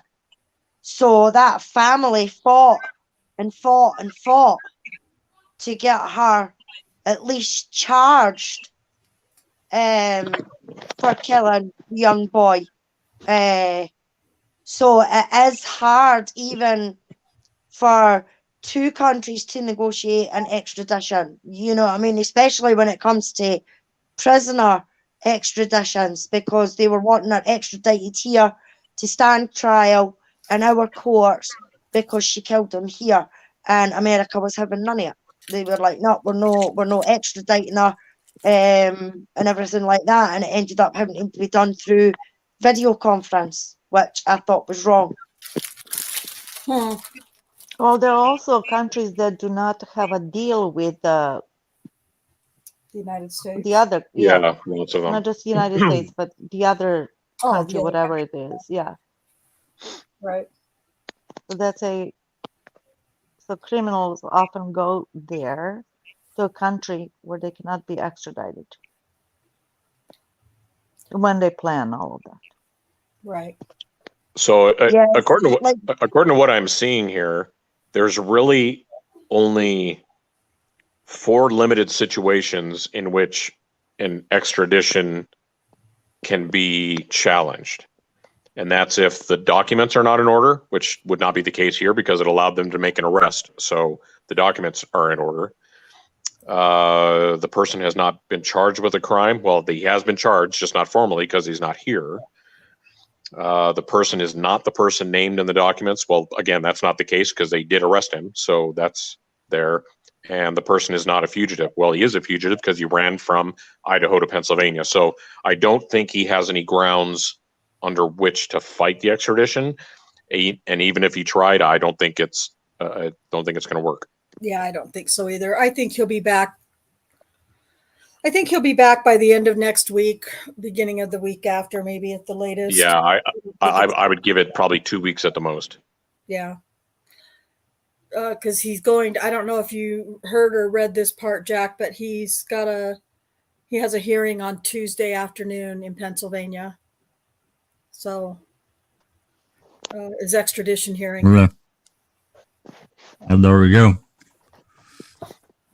So if he signs, Yeah, I'm sure he being arrested right here at the holiday time, that complicates matters for a few days.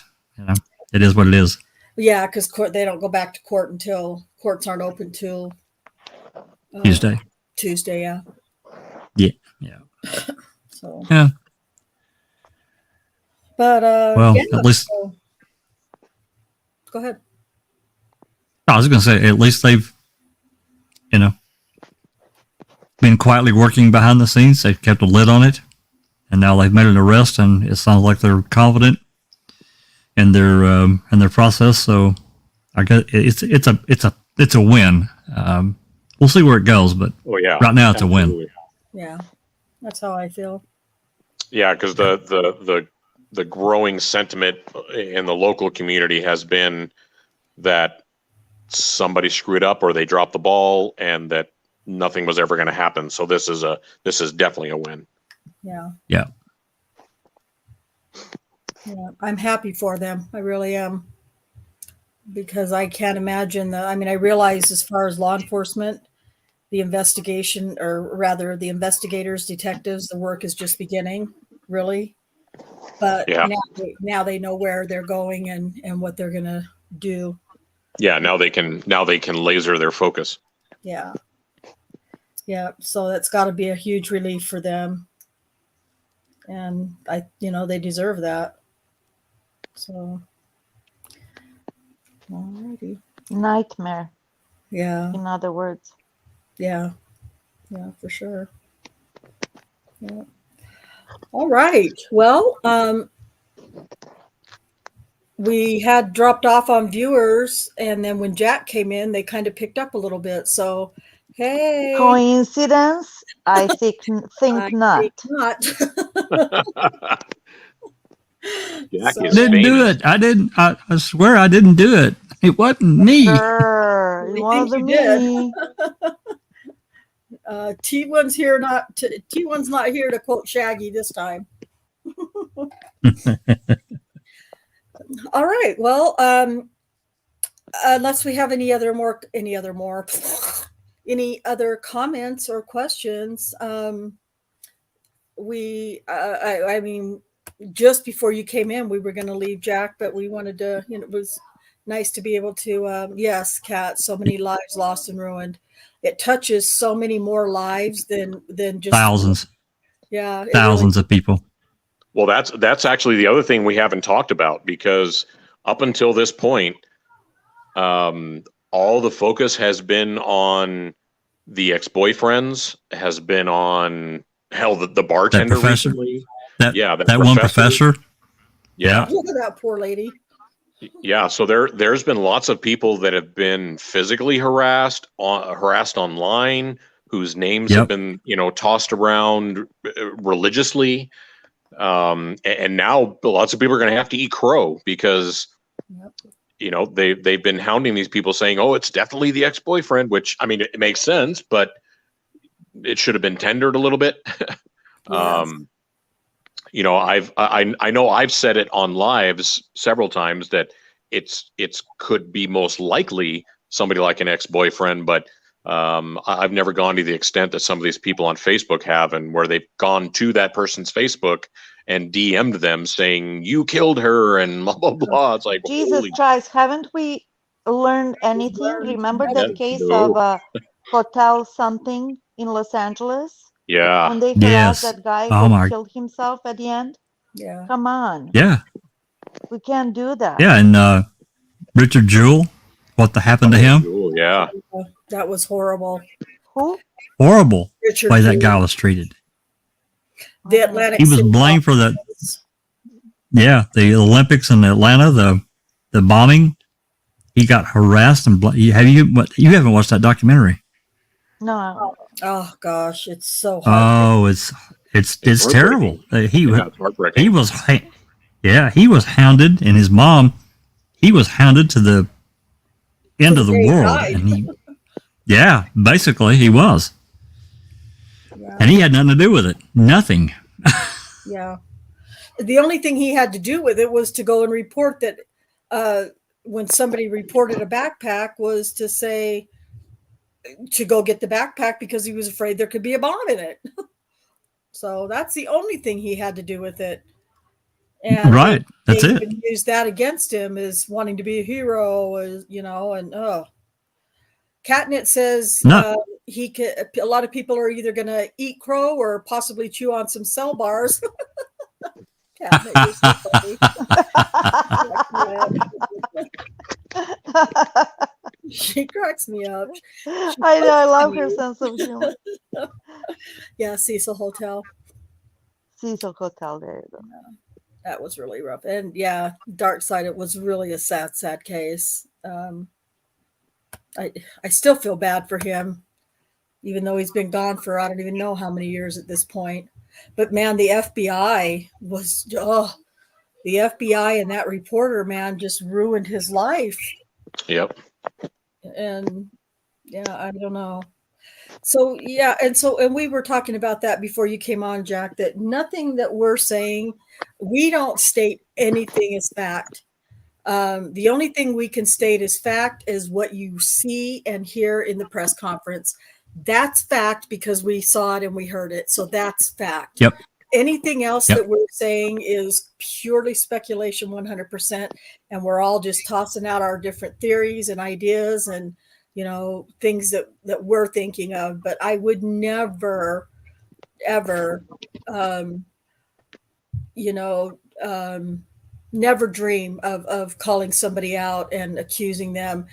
in person, online, in any way, shape, or form.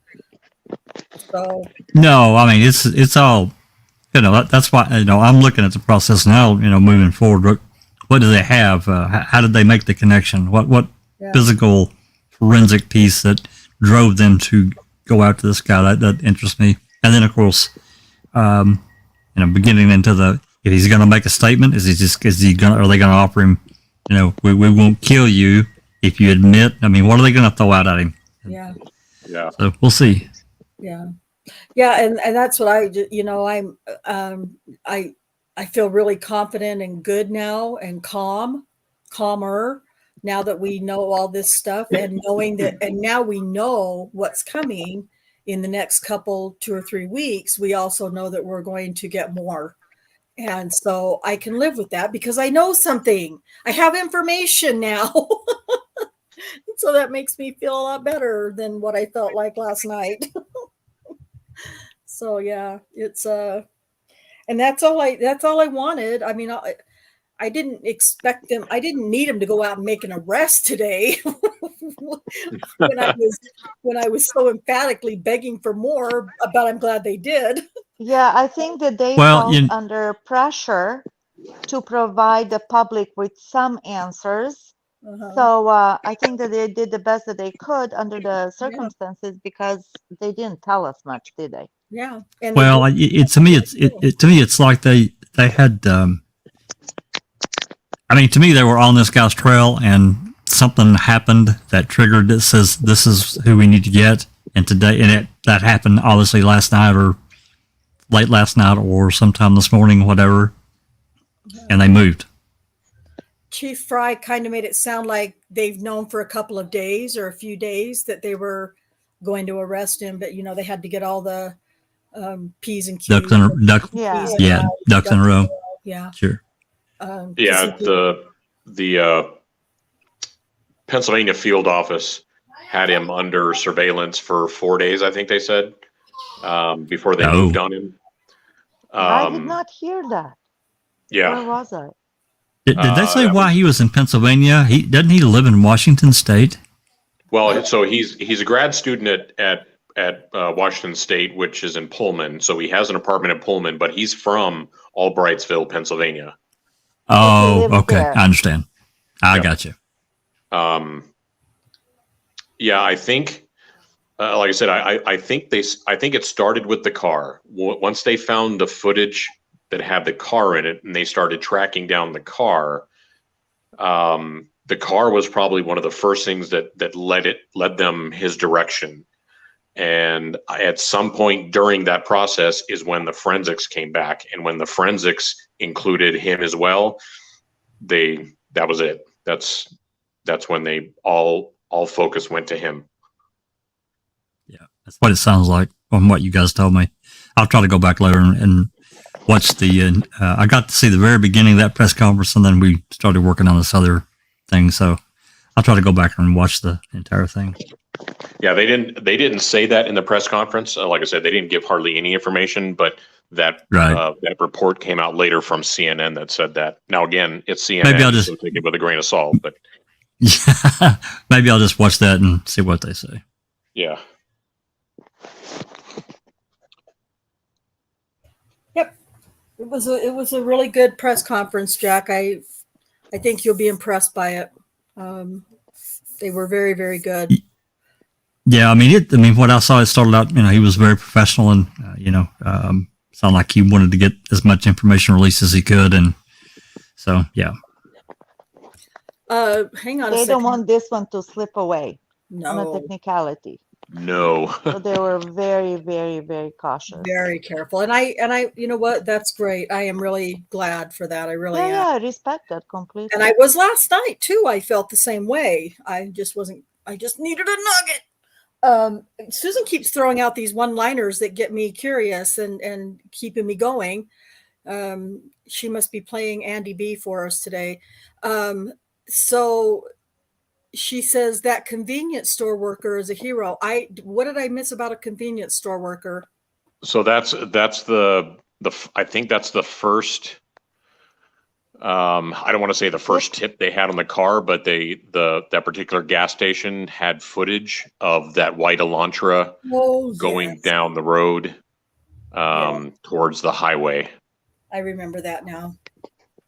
Yeah, I remember now. Now, yes, things leave my mind very quickly sometimes, and only the big stuff stays in the front. So, yeah.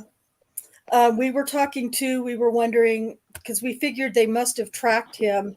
I mean, and I can't imagine that they had law enforcement on his tail all the time. I don't think that's what it was, but we were just wondering if a car has navigation system installed or anything really besides necessarily a GPS tracker, which I doubt has happened, but would they be able to kind of keep track of where he was traveling, like kind of like a ping thing with cell phones, or does a navigation system work that way? Oh yeah, it records it. Okay. Oh, I was like, Jack, where did you go? So doesn't those GPS things in vehicles? I think it keeps a memory until somebody physically goes in and deletes it. Isn't there a separate? I mean, at least up to maybe a certain point, then it will delete some of the older stuff too, so it makes room for the new stuff. And I don't even know how much access a car owner would have to delete that stuff, because it's almost built in. Yeah. Not something that you just punch a couple of buttons and delete some stuff. No. Right. Yeah. No, I think you have to have certain access, whatever, to be able to get to that. Yeah. Well, really? Isn't that like a private thing? Well, they'll have to get a warrant for it. Yeah, they'll have to get a warrant. Oh, okay. Yeah. But since they seized the car, I'm betting that was part of the warrant process. Yeah. That makes sense. Katie says, excuse me, many states have license plate readers. That's how Brenda Andrew got caught. Yeah, I have no doubt, that they were somewhere along along his journey. They had to, and going through over toll roads. I know from experience that going through a toll road can track you, because in California, when I was down there a couple of years ago before my mom passed away, we were trying to go to the beach, and it wasn't a fun experience. And both vehicles that we were driving got stuck in the toll lane before we could, and we weren't familiar with it, so we didn't get over into the free lane. And both of my vehicles that got stuck in the toll lane got tickets based on our license plates, because it took them maybe 5 days to get a ticket in the mail to us here back in Utah. So bastards. Anyway, that's neither here nor there. But I can imagine that they did, pick up his license plate too. My mind is just reeling. I just have so many ideas and thoughts and opinions and theories and. Yeah, I mean, whatever it was that led them to make a direct or distinct connection between the car and the crime, actually being involved in the crime and not just being, something outside the sphere of it, like somebody just driving by and seeing something. Mm-hmm. Once they made that direct connection, I have no doubt that they put all the resources into tracking all the possible routes that car could have went, and then finding all of the cameras along that way, especially at like service stations. Yes, yeah. To see where it went. So, well, maybe his registration shows his Pennsylvania address. Yeah, because possibly. He's a resident of Pennsylvania, and they checked, and boom, there you go. Or alerted the police over there. Yeah, possibly. I just thought of something. Ding, ding, ding. A light bulb just went off above my head. That's from Hook. Anyway, did I read somewhere that the girls got a ride home or a ride from somebody. I don't know if it was that night or a previous night. It was that night. They got a ride from a private, I think they called it a concierge service that was tied to the sorority. Oh, okay. Never mind then. I was going to say, wait a minute. Maybe he was the one who drove them and their DNA was in his car, but never mind. Yeah, the initial story was it was a tax. They took a taxi. Then it was they took an Uber, and then it finally came out that it was a private service that they got through the sorority. Okay. Dang it! I thought I had something. I thought now I just kind of wonder if this is just and which is a bit unusual. I think a little more rare is a stranger killing. Well, yeah. So that's what's thrown everything off, because this guy's name has never come up in any discussions anywhere. Right. Right. And like I said, as of right now, nobody has established a connection between him and the victims. Now that doesn't mean there isn't one, and that the cops know what it is. But that's where it stands right now. We basically have somebody that has no connection to the victims that is being, identified as a killer. Right. So then, so like looking at me, for example, everything I have said is now out the window, because everything I have pointed to has been, it's somebody that has a direct personal connection. It's probably somebody like an ex-boyfriend. Well, the level of violence would, that is kind of indicates that. I mean, right. So I get it. I get why you would say that. Well, see, and I just never felt like it was I've always felt like it was a stranger, but for the type of killing that it sounds like it was, which I determined to be rage killing. That is typically somebody who knows somebody that they're killing. But that's where it comes up to the, maybe this is just a maybe complete hypothetical coming up here, guys. Hypothetical warning. If they were these girls were at a bar, and they were drinking and cavorting and carrying on and flirting and dancing and whatever, and this he's half drunk or whatever, and he gets the eye for one of them, and it rubs one of them the wrong way, and she tells him to fuck off and go die or whatever, and it enrages him. He bides his time, follows him home. Just saying, that's just a hypothetical. Yeah, and that's and I don't know if you were on here when I threw out the story that was on Facebook about him being at the bar that night. No, I didn't hear you say that. Oh yeah, so that came out. I want to say just before the press conference, or maybe it was after the press conference.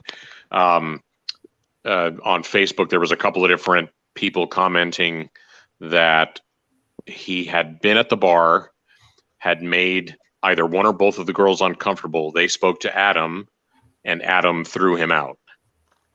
Now that's completely unconfirmed. It's unconfirmed. Gotcha. But that could kind of make sense. That would follow on to what you were just saying. Well, yeah, I mean that's the only thing that any kind of connection that this guy's name has never come up and we don't know anything about him. It comes up with the stranger killing, and they've been out somewhere, in a public spot. I mean, I've seen, nothing to that level, but I've been by my younger days, been in a bar and seen these kinds of things escalate to stupid degrees because, somebody's not interested and they rebuff someone. Somebody gets their feelings hurt, and they're drunk, so they get, really go into drama queen mode. I've seen it escalate before, but I'll say not to the level of that. But geez, God, wow, yeah. But that's interesting. That situation, that scenario we're talking about, would not be a premeditation type thing. That would be more of a spur of the moment. Whereas it looks like this one feels like it was a little more planned. Premeditated. Yeah. Yeah. I keep saying that. Yeah. Yeah. He's gonna fry, man. Yep. If they prove intent, premeditation, the death Well, penalty. how else can you explain killing 4 people in one night? Right. Exactly. Well, I mean, if he got rebuffed, I mean, if this is actual, the hypothetical is true, and he got rebuffed by one or both girls, and then he went away for a few hours and thought about it. He had a chance to walk away, and that's definite premeditation. Even if he just went after one of the girls or them, and then because the other two came running to defend, like, to help out, and he killed them too. Who knows? Damn, that level of violence that's scary. Yeah. Yep. Rather convoluted case already, for sure. I think though that some of these questions, some of our more pressing and urgent questions will be answered in the charging document, hopefully. Just to give us an idea so that we can stop speculating about some things. Yeah, I know. I'm itching to know. I'm like, I want to know. I want to know. I want to know. I need something. I just need a nugget. Could you imagine if this was Kratz giving the press conference? Oh, he would have laid the whole thing out. Yeah, we'd know everything. Imagine the circus. Or we'd know all the lies. Yep. Hi, TTM Fangirl and Shaz. Great to see you guys. We've been on for a couple hours and 21 minutes. No. Yep. Oh, come on. Yeah. Well, I have to thank you for sticking around because I was late getting to the party. I was late getting to the party, so they stayed on to explain it, kind of explain what's been happening. So I really appreciate that. Yeah. We're gonna wait. We've got another piece of equipment coming tomorrow, so we're gonna wait until tomorrow to redo this because we found out more information into how to make it work properly. So we're waiting till tomorrow to do anything else. Yeah. Yeah, exactly. Unfortunately, it was an emotionally driven event. Yeah. To me, yeah, I mean, we don't know the number of wounds other than what the coroner just reported. It was the most bloody crime scene he had seen in 20, 30 years of his career. Yep. Is that what he said? Yeah, he said it was the worst crime scene he's ever seen. Yeah, 4 people stabbed to death. Yeah. Kay says they started over for you, Jack. We kind of did. Yeah, they did. Yep, that's right. Oh, let's TTM. Rhonda, you see Moab girls looks. Oh, really? Oh my gosh. No, I didn't see that. I've been wrapped up in this thing all day. Oh my goodness. Oh, I'll have to check it out. The 2 campers, the 2 married girls in Moab. TTM Fangirl says it looks like it might be solved. Oh my goodness, that will be amazing. Yeah, that's a cold case for sure. What guy is dead? Holy crap. Splat! What guy is dead? Susan? Jeez. Can't you just be on the panel? Or it was the creepy guy. Oh my gosh. Oh, that's just crazy. Yeah, we talked about it a tiny bit last night. TTM Fangirl had mentioned the girls in Moab who were killed just a little, maybe couple weeks before Bryan Laundrie and Gabby Petito had gone through Moab. So he's dead? Well, how did he die? What did he do? Did he kill himself or? Oh my God. That's what it says in the news headline I just saw was that he killed himself. Oh, bastard piece of shit people, killers. Oh my goodness. You know, you do the crime, but you can't do the time. If you can't do the time, don't do the fucking crime. You heard?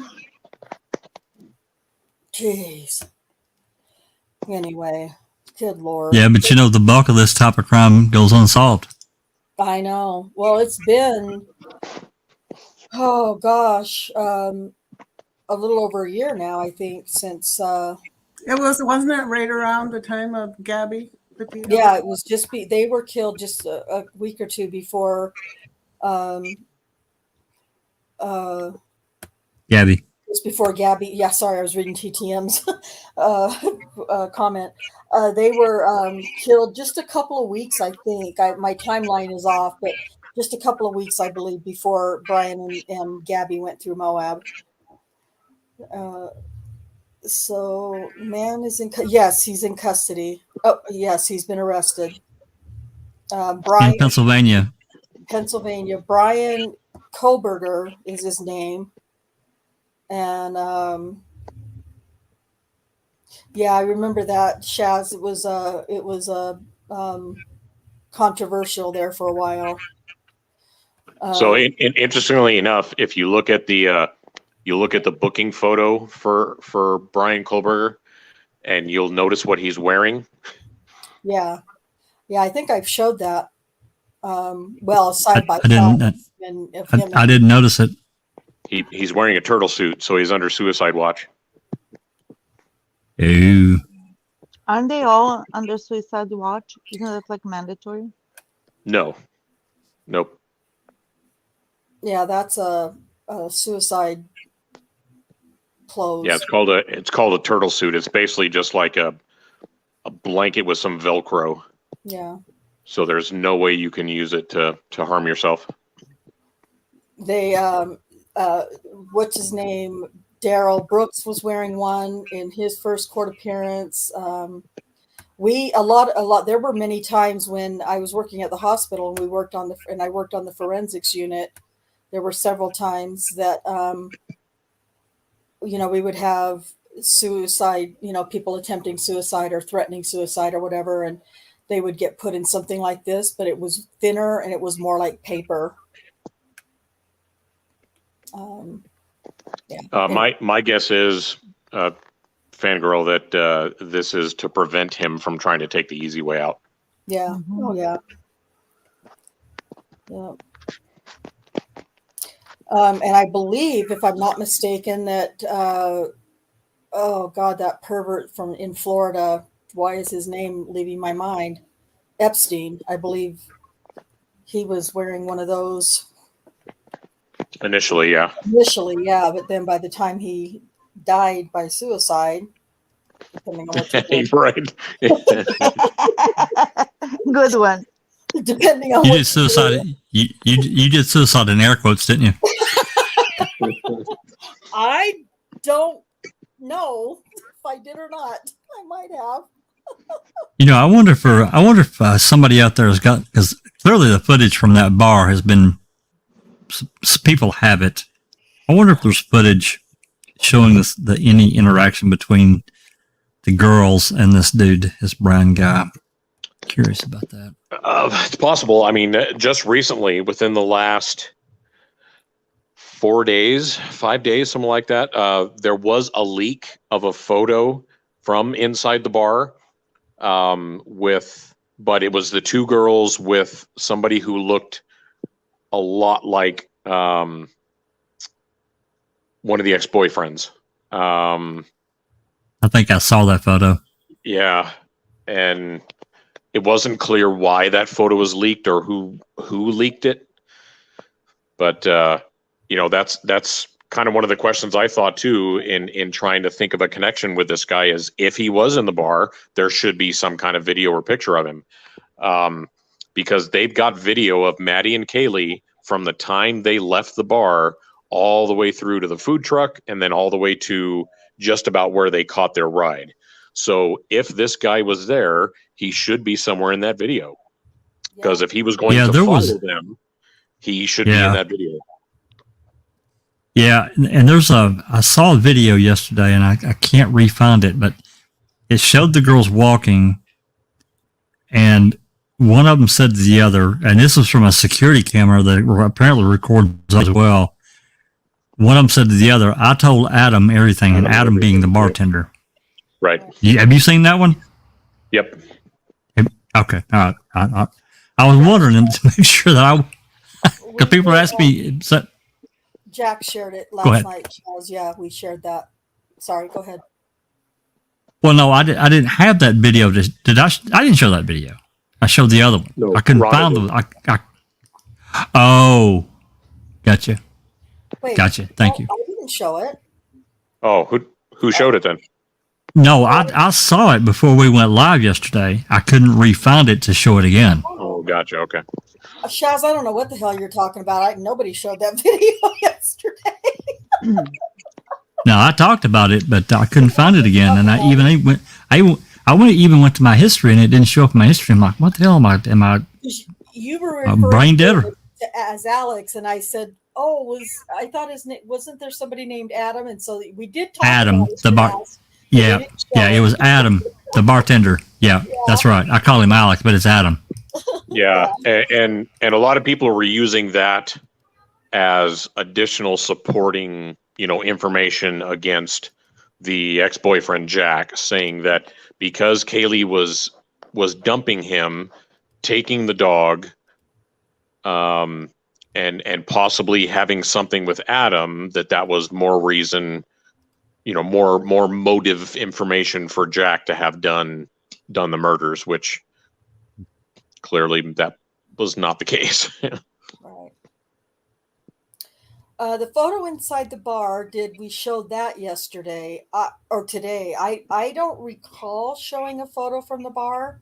I don't know if it was something Jack. I don't know. Yeah, I'm pretty sure I showed that photo from the bar. I think that was in that first report that I played, that video. I think it showed that photo. Yeah. Oh, it's all good, Jazz. It's fine. I do know that we kind of did talk about it in detail, though. So, oh man. Yeah, because everything about the videos up until that one was all about the hoodie guy, and everybody was pointing the finger at the ex-boyfriend Jack being the hoodie guy.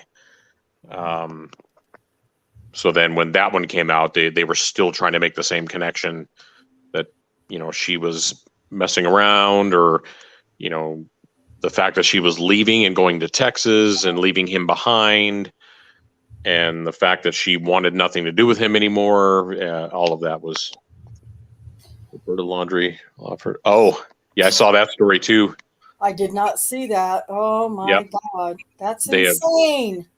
They have filed a motion. They're actually fighting the what was that idiot lawyer's name for the Laundries? But Bertolini or whatever the hell his name is. He's fighting it and claiming that letter has absolutely nothing to do with the case. She wrote it way before the murder, blah, blah, blah. Yeah. Yeah. Oh my God, my God, my God. It's just, what is happening in this world? Case 10 said pretty early on, Jack. Well, I said it just as I started too. I don't know if anybody had joined me yet, but I said, I know last night I said that this would be my last live until next year. But and then Case said, he came in afterwards and he goes, Rhonda, I thought you said last night was the last live until next year. I said, I know, but things happen. That's what she said. Oh, yep, there it is. Yeah. Oh, yeah, that's the photo right there. Yeah. Oh boy. It's not great video, but it's enough you can make shit out. So. Right. Oh yeah. Yep, definitely. Let's see here. TTM is full of information. There's not enough hours in the day or lack of material in true crime lately. Just nuts. I agree. It's really sad. Shaz, that's why I was shocked to see you live. Me too. Well, if I do 2 lives in a row, or I say I'm not doing another one until whatever, and then I do, it's big news. So, anyway. Yeah, Susan, I didn't see anybody that looked remotely like the suspect in that picture. No. There was a guy at the bottom of that photo, but he's got a pretty full beard. I don't think this Bryan guy's got a beard, does he? Nope. Unless he shaved it off. Yeah. I can't even imagine him with a beard. But what that does show is there's clearly cameras inside the bar, and I'm sure that's not the only angle they have. So what else does law enforcement have? Yeah. Completely agree. Yep. Completely agree. Yeah, absolutely. Hey, you're welcome to come over here and talk away, TT. Anytime, or damn girl, or whatever you TT. Oh God, I can't remember what I said last night, but it was really bad. Worse than TT. Hey, yeah, drop her a link. She can come on in and she can talk all she wants. You want to come in? Absolutely. I'm not putting it in the chat anymore because I did that once and I paid for it dearly. Do you remember? Oh, Alice is gone. I remember that. Oh, Lord. That'll teach you. Funny. I was like, oh, help me. People help me. I That don't know was what to do. funny. Yeah, I remember Natalie in the chat. Yes, it was the Afghan lady. Oh, yeah. She was so I don't. Well, I know. I know TTM fangirl, but we are neighbors and all, so I'm just saying. Yeah, anytime, of course. Yeah, you're certainly welcome to come talk. Shaz says it was a long stream yesterday, Rhonda, but loved it. Thank you. It was a long one. I thought we were all talked out, but no. I know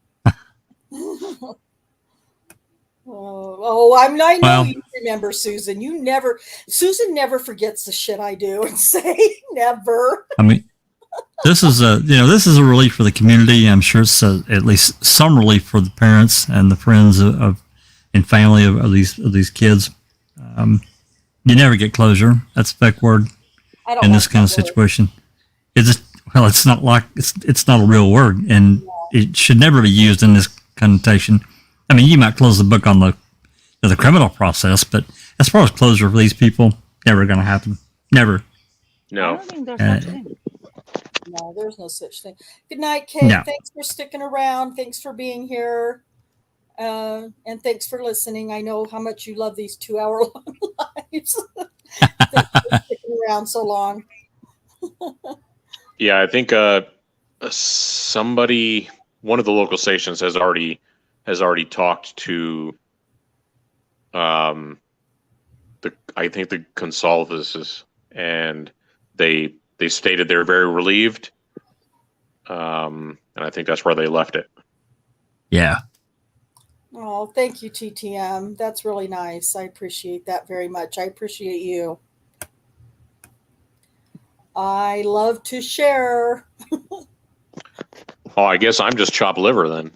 No, I'm just like really excited to have you here. What are you talking about?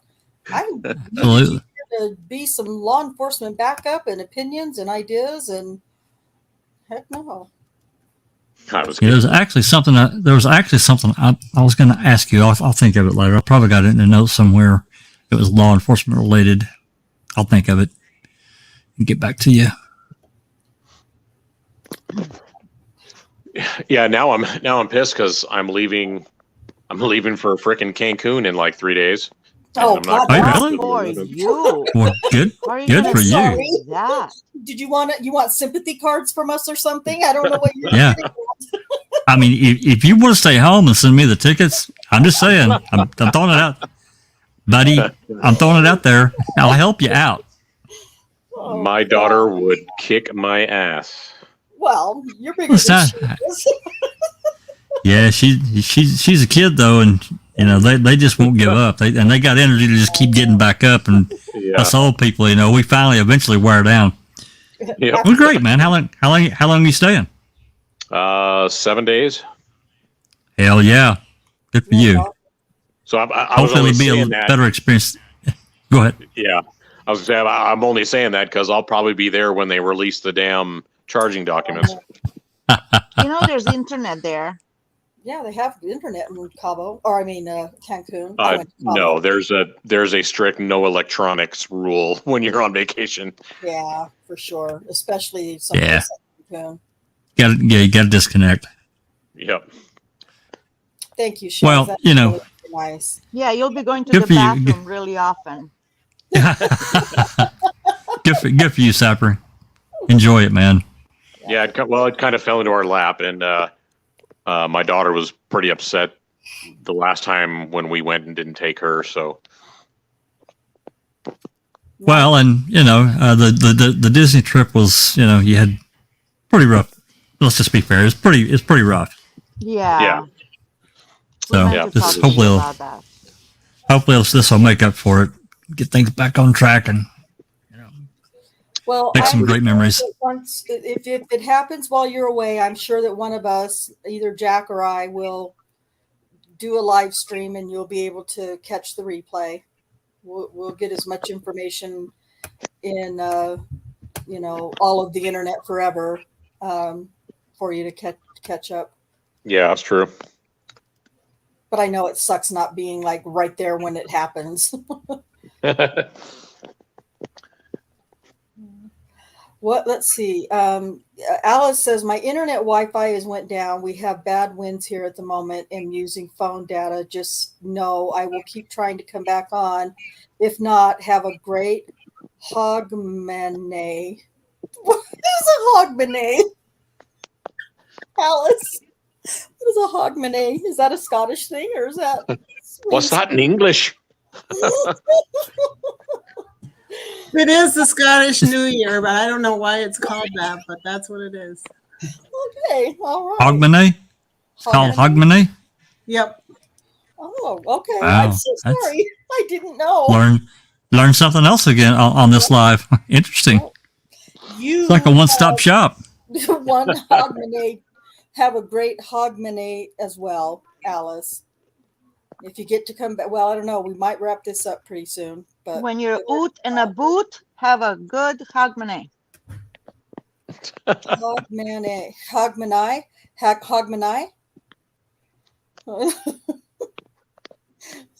Yeah, Happy New Look, Year. I'm struggling with English over here. So am I. I don't speak Gaelic. Yes, Happy New Year's. See, this is why you two are not allowed to read together anymore. You're banned. Oh, You're you banned. love us. Come on. I think he's talking I about do, but you guys are banned. Not allowed. not we're So if we, are barrels of laughs. yeah, it's a barrel, all right. I might have to go back and listen to that just for shits and giggles. Oh man. Oh God, now what is this? Don't forget the Black Eyed Peas. Oh, I don't know what she means about that. I like the Black Eyed Peas. Where is the Love is a really good song. We should be playing that for theme music. Anyway. All right. Now I'm just being silly. So I'm just gonna Now you're just being silly. Now I'm just being silly, yes. But this has been great. It's been a great discussion. Lots of not foresight. Lots of information, Insight. and insight. Thank you, insight, foresight, insight. Oh God, Foreplay, foul play. foreplay, foul play. It's a lot of for something. I don't know for sure, but oh God, okay. Not my circus, not my monkeys. Oh yes.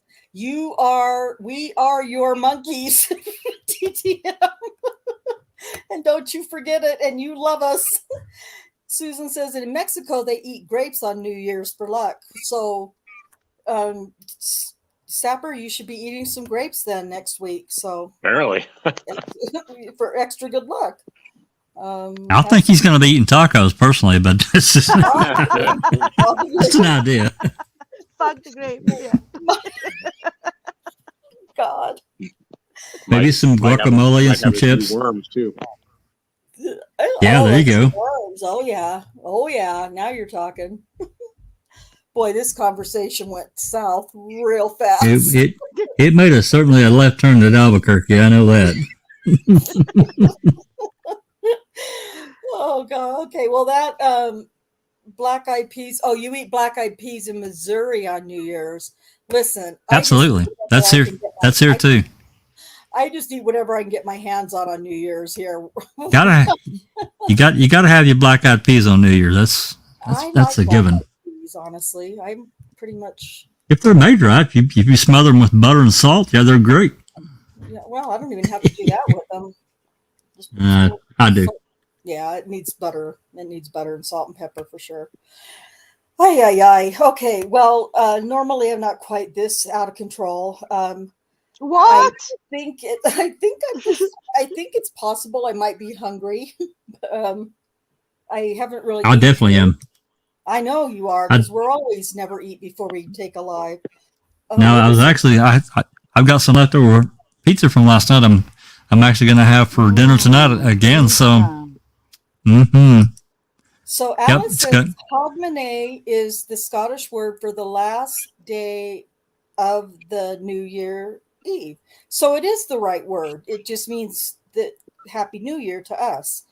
Got it. Okay. TTM, heat wave, Jax, tropical paradise for us this week. Not quite the paradise as Sapper, but hey, you'll take it, right? Yeah, well, that heat wave is going to end tonight, at least for here. High tomorrow is I think 38 or 39. So the heat wave ended. It got up to 51 or 2 today. So that was pretty warm. Well, it snowed here the last 2 days, and right now it is, according to my weather, it is sleeting.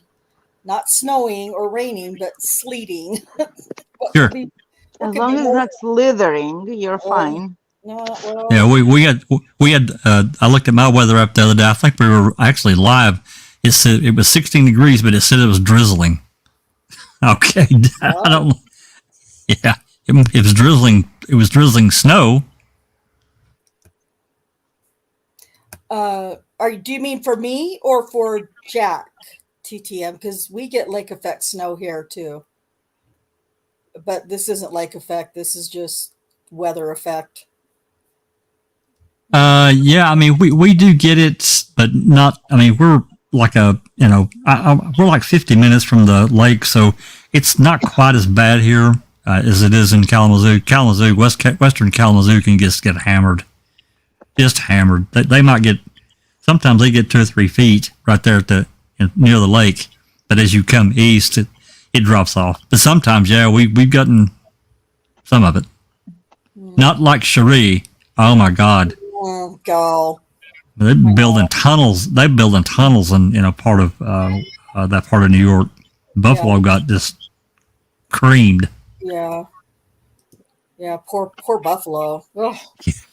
They got hammered. Notice how I keep quiet when you're talking about the treacherous? It's pretty good that you do, because we don't really want to hear what you have. I learned my lesson. Sapper just got a dose of it a few minutes ago. So yeah, Sapper, next time we memorialize some kind of trial document, I'm going to invite you you can just be a bystander. You don't have to do anything but listen. Then to these two, oh my God, you talking about entertainment for hours? Oh, come on. I mean, literally, I could sell the rights to it and probably, break in a pretty good little money. They're a hoot. He's like, screw that. I don't want nothing to do with it. He's out. Well, we were trying to get done, but God, you guys were so funny. Oh my God. You know what? We should take it on the road, Neverly. We should just do our own No show. doubt. You guys could do a stand-up and get your routine down. I'm telling you. You guys were so funny. Routine. We should start charging them. That's what I think. Exactly. No, sure. And everything. Free entertainment. Come on. Where do you get that? Yeah, I mean, geez. Yeah. That word came up last night on the live. Oh, I know. Succinylocolin. Oh, I said it. Oh, You did. a couple of syllables. Succinylocolin, right? dude, I don't know. I'm struggling over here. We just call it sucks. Just call it sucks. It just Yep. sucks. That's all we know. That's is what just people sucks. in the medical profession call it. Who's gonna Sucks? stumble through that all the time? Yeah, I was actually going to ask you, isn't that what they call? Maybe I've asked you before. Yeah. Yeah, we have all kinds of abbreviations. Rocuronium is a rock. There you go. Jazz has seen snow once when she was 15. Oh, because you're down on the other side of the world. They don't have snow down there. Let's see here what TTM. Y'all can practice some AI tricks of the future on break. Haha, it's all the rage. Okay. It doesn't sound like it's a good idea for us. And she says y'all need some new avatars, AI avatars. Oh, yeah, I'm not sex savvy enough for AI avatars. Oh, hell. There's still 14 people watching. It's so hard to leave when I have that many people still in my live. Oh, 15 watching if you're looking at the YouTube channel. But I know not everybody wants to listen to Rhonda and Neverly and Jack make fun of Rhonda and I'm Neverly. offended.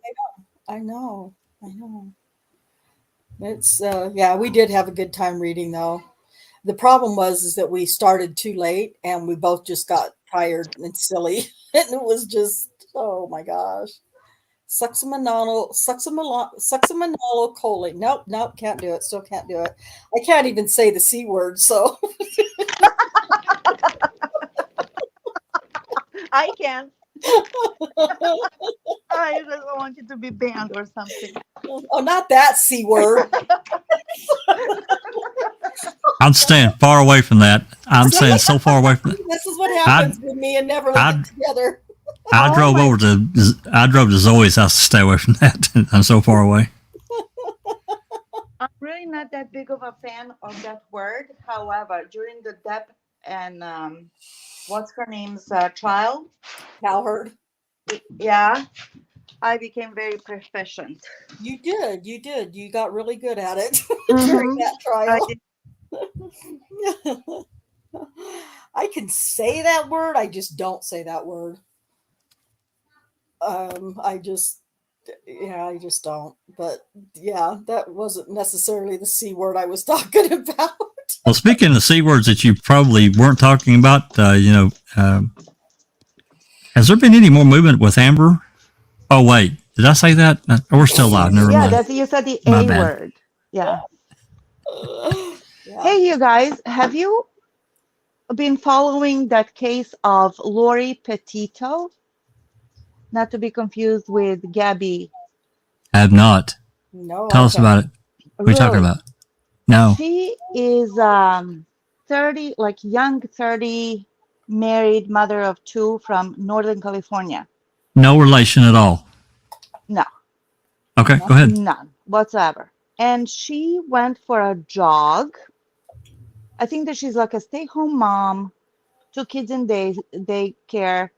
Her husband works for Best Buy. Happy couple, lived in a small place. They were like the celebrity couple of that place. Oh, they were all that, right? And then one day she went for a walk and she got kidnapped and she was missing for like 3 weeks. Oh. Okay. So finally she made it home after 3 weeks. The kidnappers let her go and she went to the police and told the whole story, how she went jogging and all of a sudden this van pulls up with 2 Mexican ladies who spoke only Spanish, no English. They kidnapped her, they tied her up, and they took her somewhere. She doesn't know where, but it was far away. She was kept like naked in the cold room, tied up, and they beat her, and they even branded her. Jeez. With an iron, yes. And after 3 weeks, they dropped her off close to her home, and somehow she made it to the house. So there was this big hoopla, First of all, they searched for her for 3 weeks. There were public pleas. The husband was out of sorts, the kids, the family, the community. Then the police got involved and they were searching left and right, left and right. They couldn't find her. And when she showed up, now they were searching for these two Mexican ladies, Hispanic, should I say. And they couldn't find those two ladies. And there were some, so she was distraught. Of course, she went to the hospital. There were pictures taken of them, and then she kind of secluded herself because she was traumatized, whatnot. It was a really big deal. Then people started giving her money. There was GoFundMe actually in place, and they collected thousands of dollars, tens and thousands of dollars from the community and from the state, I think, just so they could recuperate and she could go to therapy and the family could pay the bills and the husband bought a truck and so they could like heal from this traumatic event. Turns out everything was a hoax. She staged it. Oh, damn. Yes. She You know what? staged it. She's You know been what? cheating on her husband. I think I did hear about that case. Yes. Yes. Wow. Yes, with an ex-boyfriend, and she was staying with the ex-boyfriend in Costa Mesa, which is kind of in my neck of the woods here in Southern California. So that's like an 8-hour drive. And they got him. Listen to this. So she said there was she was sexually assaulted or whatever, raped. Who knows what she told him. And they found some DNA on her panties. And they ran it through CODIS. And they found a familial DNA, not of the ex-boyfriend, but of his brother. Oh, no. Yes. Of her husband's brother? No, of The ex-boyfriend's brother. Yeah. So she cheated her husband with an ex-boyfriend and his brother. God. I don't know how true that is or not, but that's what it sounds like. Could you imagine? So they get to the ex-boyfriend that she was staying with, and he confesses to everything. He goes, look, I work hard. I don't watch TV. I didn't know there was a search for her, that she was missing. She was telling me a completely different story. And she stayed there. She didn't go out. She was just telling me what to do. And, she didn't eat much because she wanted to lose weight. And she was a petite thing to begin with. And then eventually she told him to go to Home Depot and buy some iron and made him brand her. Jeez. Oh, my God. That's extreme. A mental case. Totally. Yeah, she's got some serious problems. If Dr. Siltman heard this story, if Dr. Siltman heard this problem, I can see his eyes crossing right now. Yeah. Oh my God. Could you imagine? Wow. So now they got to her and she confessed to everything. Herself. At first she doubled down. She no. This was like, everybody's crazy but her. So long story short, the husband left her. Obviously. Poor children. Could you imagine their mother was missing? And poor husband also. She was confronted and they told her, you need to return $300,000 that you received from the community. Yeah, that's like the state money and the community money. $300,000. The guy works at Best Buy for what, $20 an hour? Wow. Oh my God. Could you imagine? And she was sentenced to prison, not jail, prison for 18 months. And that's she should be. To me, she got off light. Institutionalized, like in a mental asylum. Yeah. I agree. She got off light. Yeah. Wow, that is insane. So when that despicable person, AH, was spewing all those allegations in court against her ex-husband, Johnny Depp, people were like, oh, how could somebody make up shit like that? Well, this is how. Oh, exactly. Yeah. This is how- Absolutely. This is how you do it right She here. made this guy go to Home Depot and buy an iron so he could brand her. So she could That come up is- with this story. That is crazy. Uh-huh. Chicks be crazy. Bitches be crazy. Could you No, imagine? no, never, Can't imagine it. never. Never in my Fucking wildest mental. imagination. I mean, I don't know what kind of setting she was in, with her home life, but to me, it would just been easier to get a damn divorce and go be with whoever you want. Right? Going through Oh, getting no, branded she and make up all this portrayed this, bullshit. They called her something like a mother with a cape. She could do anything. And I'm thinking, what's there to do? Her kids are all day long in daycare. She's stay-home mom. Why is she's such a hero? Try having several kids without a husband, be Yeah, and you a have to single work. mom, and you have You to have- work, Yeah, right? that's right. Yeah, so they made her into this hero, but those are the personalities. They Well, make you that's believe those things. well, you get in that media spin. You get that media spin in your brain. It's hard to get away from that. But you're right.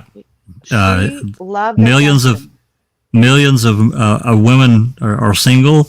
They have to work. They don't have anyone to really help them. I mean, they may get Yeah. a little bit of help here and there, but the load's on their back.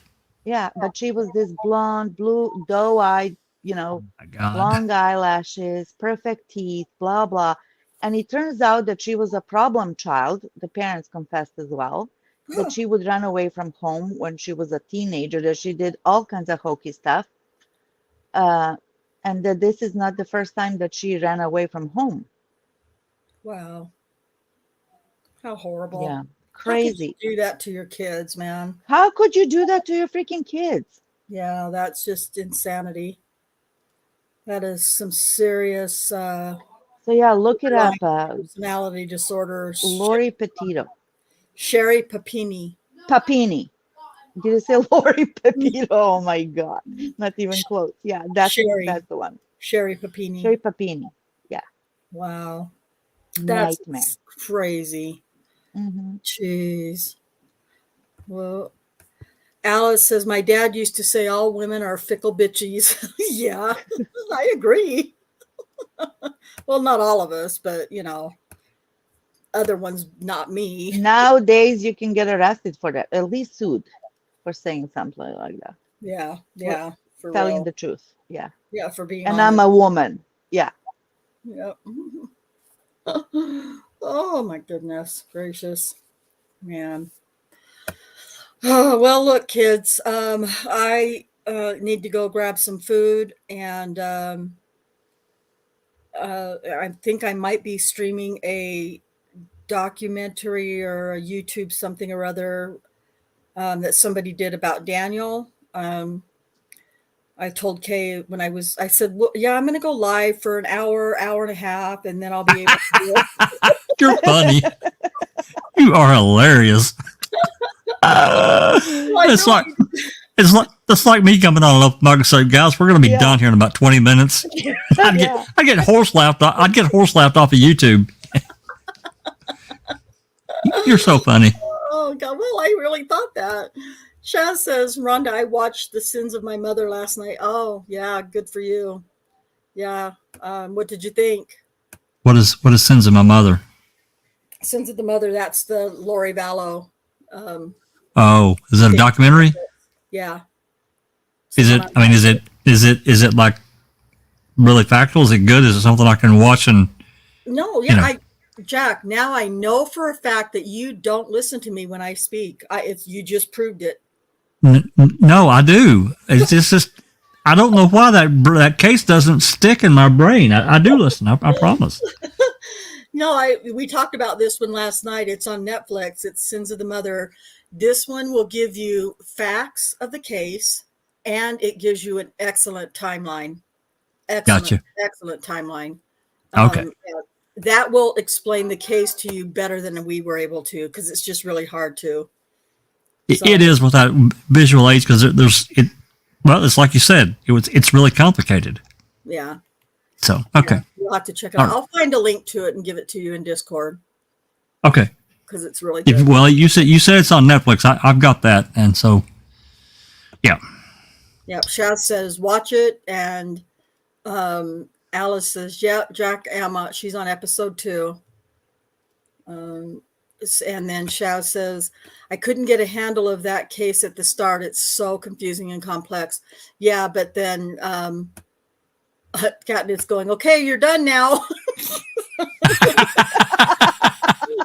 Now you're done. Time to wrap this shit up. Kat, she's only gonna be up for 30 minutes or so. So just calm down.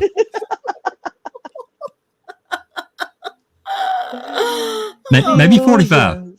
Maybe 45. I said an hour or an hour and a half is what I said. Potato, funny. potato, yeah. You're funny. You're funny.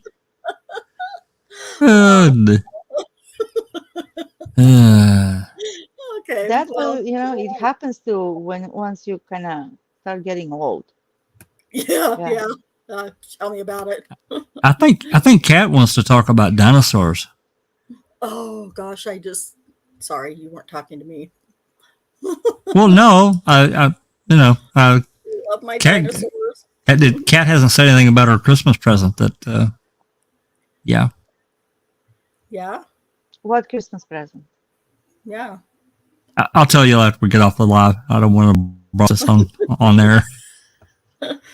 Oh, kids, are you all getting an allowance?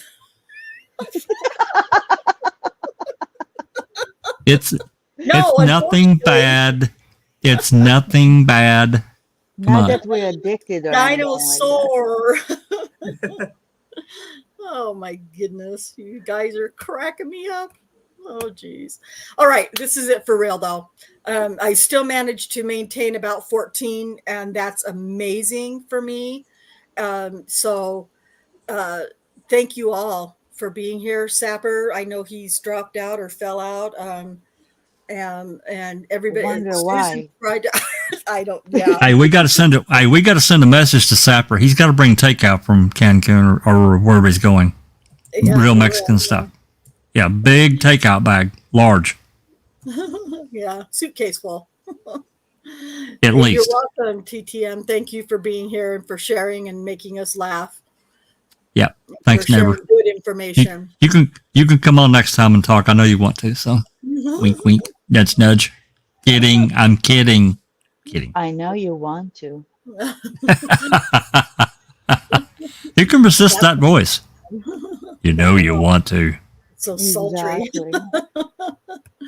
All right. So I'm not going to say this is the last live of the year because you don't know what's going to happen overnight. Anything could happen. And so I could be back tomorrow. Yeah, don't jinx the whole damn thing, okay? I won't, but yeah, anyway. So thank you guys all for being here on the panel, for everybody in chat, and for those of you who have stuck around this entire 3 hours. You are amazing. 3 hours, that's amateur stuff. It's amateur, yeah. Well, last night was 4 hours, so I feel like I was kind of getting up there. You guys never looked at that link that I put in the staff and mod chat about Mindshock. Maybe some of you did. They've done several actually, but they did a live on Making a Murder. It's 21 hours. Oh yeah, there was a marathon of everything that they've done throughout the years on his case. It was crazy. I had started watching it, and I was like, "No, I've already." Don't judge. Did you watch Look it all? at us. Yeah, I know. Well, no, I'm not. I'm just think about being. I'm not saying they did a bad thing. I'm just saying to think about being on that long. For that long, yeah. Good for them. Hey, that's hard. Yeah. Oh, it wouldn't be hard for us. Yeah, but I mean, preparing, what you're, putting stuff, on air, the videos, and that takes time, and it turns into a lot of work, or a really a hobby, So anyway, I'll shut up so you can get out of here. I just want to say really quick, Liam, I wish you could have made it too, but it's okay. He says, I wish I could have watched 2 streams at the same time. You can watch the replay, and I'm okay with that. Next time though, just make mine the priority, okay? Just kidding. She's not.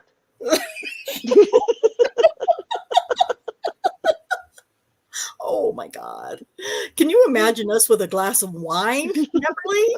Jack, wouldn't that be amazing, Cherie? If you pay me, sure. you send me some money, we'll do whatever. Oh, Liam, that's okay. I understand. There's a lot going on today with the with all of the news that came out in the Idaho case. So I'm not offended or hurt, but I'm glad that you came, and whenever, as soon as you could, I'm glad you were here. That's what's important. So I appreciate it. So we've been trying for about an hour now or more, probably about an hour and a half to actually end the live. But now I have 15 viewers. You guys, that's really hard to walk away from. So don't. I have to. I mean, I don't have to, but I'm kind of hungry. I suppose I could just leave you guys to talk for a few minutes while I go grab food. Wouldn't be the same. Yeah, well, no. Aw, shucks.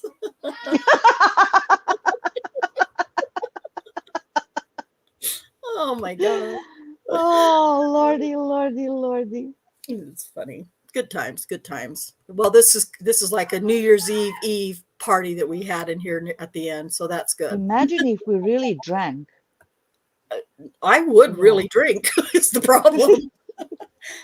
Yeah, my son bought some watermelon whiskey, and it smelled wonderful. It smelled delicious, and I really want to have some, but I don't think I will. Maybe tomorrow. It smelled wonderful. I want to try it. Just tip up the here's what you do. You just put your tongue in the bottle, tip it up, and just get a little bit of it on your tongue, and it's amazing. Or what'll end up happening is just throw the lid away, and you're, drunk and paying for it for the next 4 days. No, I'm kidding. I wouldn't do that, but I'm good. It's from the same my limits now. The older I've gotten, I know my limits. It's the same brand. It's the same brand of the salted caramel that I've got, and it's fantastic. The salted caramel stuff is great. I don't know if anybody watches Moonshiners on Discovery. No, do tell. Oh, Moonshiners it's great because, I mean, if you watch it from the beginning, it shows the process of the main characters, and the main characters, pretty much all of them started out doing it illegally, producing moonshine.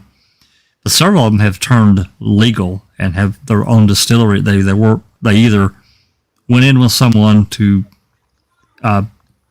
make their version of moonshine and sell it, or they've created their own distillery.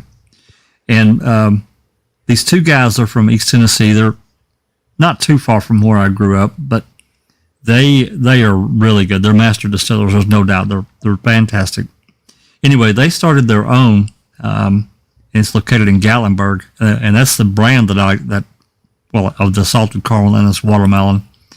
And then they come up with some really, really good stuff. And I'm not a throw your lid, at least not in today's world, take the lid off and throw it away kind of drinker. And I really never have been. I'm more of a mixed drink. I really enjoy a couple of good mixed drinks, So, but anyway, Moonshiners has several offshoots that came from the main show. So, and it shows a lot of what they've done. It's really interesting of how this stuff gets created, and the levels that they'll go to, to create something that's really good, I think they did a peach flavor one that I really enjoyed, but I could be wrong. I really want. I'm sure they did. I don't know if they make peach in this particular. I think they do, but I don't think my son's store carries it. I think I might be talking about Crown Royal now that I think about it. Yeah, Crown does make a peach. Yeah, they that's do. what it was. Okay, never mind. And I want to try it. Oh, I've tried it. It's really yummy. Trust me, it's so yummy. See now I want a bottle of it. Okay, thanks, Rhonda. Thanks, thank you. Just don't throw the lid away. Be smart. Be wise. Yeah. I might have a shot or two of tequila rose tomorrow night. We'll see. Let's see how long I can stay awake. Oh, anyway. All right. So I can smell the prime rib cooking. It's waiting and calling my name. And so I am going to shut it down, I guess, even with 15 still watching. So Yeah, I've got to get food. Yeah. It's sometimes we get wait going so long that we forget to eat, and then then I get cranky when I'm really hungry. So if you don't want to see cranky Rhonda on her live, then I should probably go. Sometimes she says she's cute. Oh, yeah, well, you know what? Touche. Oh gosh. But yeah, I mean, unless we decide to get crazy and do another live tomorrow night for New Year's celebration, which could happen. I mean, it could happen. Then we're gonna go ahead and shut this baby down, and just keep your notifications on. Like, share, hit the bell for notifications, hit the all part of that so that you don't miss a thing that I might or might not do at the last minute, because you never know. Today is proof that you just never know when I'm just going to up and decide to do a live. So anyway, for all of those that are left on my panel, those that have been on and left already, and for everybody, every single one of you still in the chat, and the ones that did have to leave, thank you so much for being here and for supporting me, for supporting all true crime cases and all wrongful conviction cases. We are truly, I'm just going to say it, I'm going to be the first to stand up and admit it. I am addicted. Yes. Not even going to try to pretend anymore. It's futile. Why pretend? Yeah, there's no sense in it. I'm not really good at faking, so might as well just say it. But you guys have been awesome. Thank you so much. And whether it's tomorrow or sometime next year, everybody have a great evening. Have a great, happy New Year's Eve tomorrow. And we will see you soon. Till then, peace out. Happy New Year.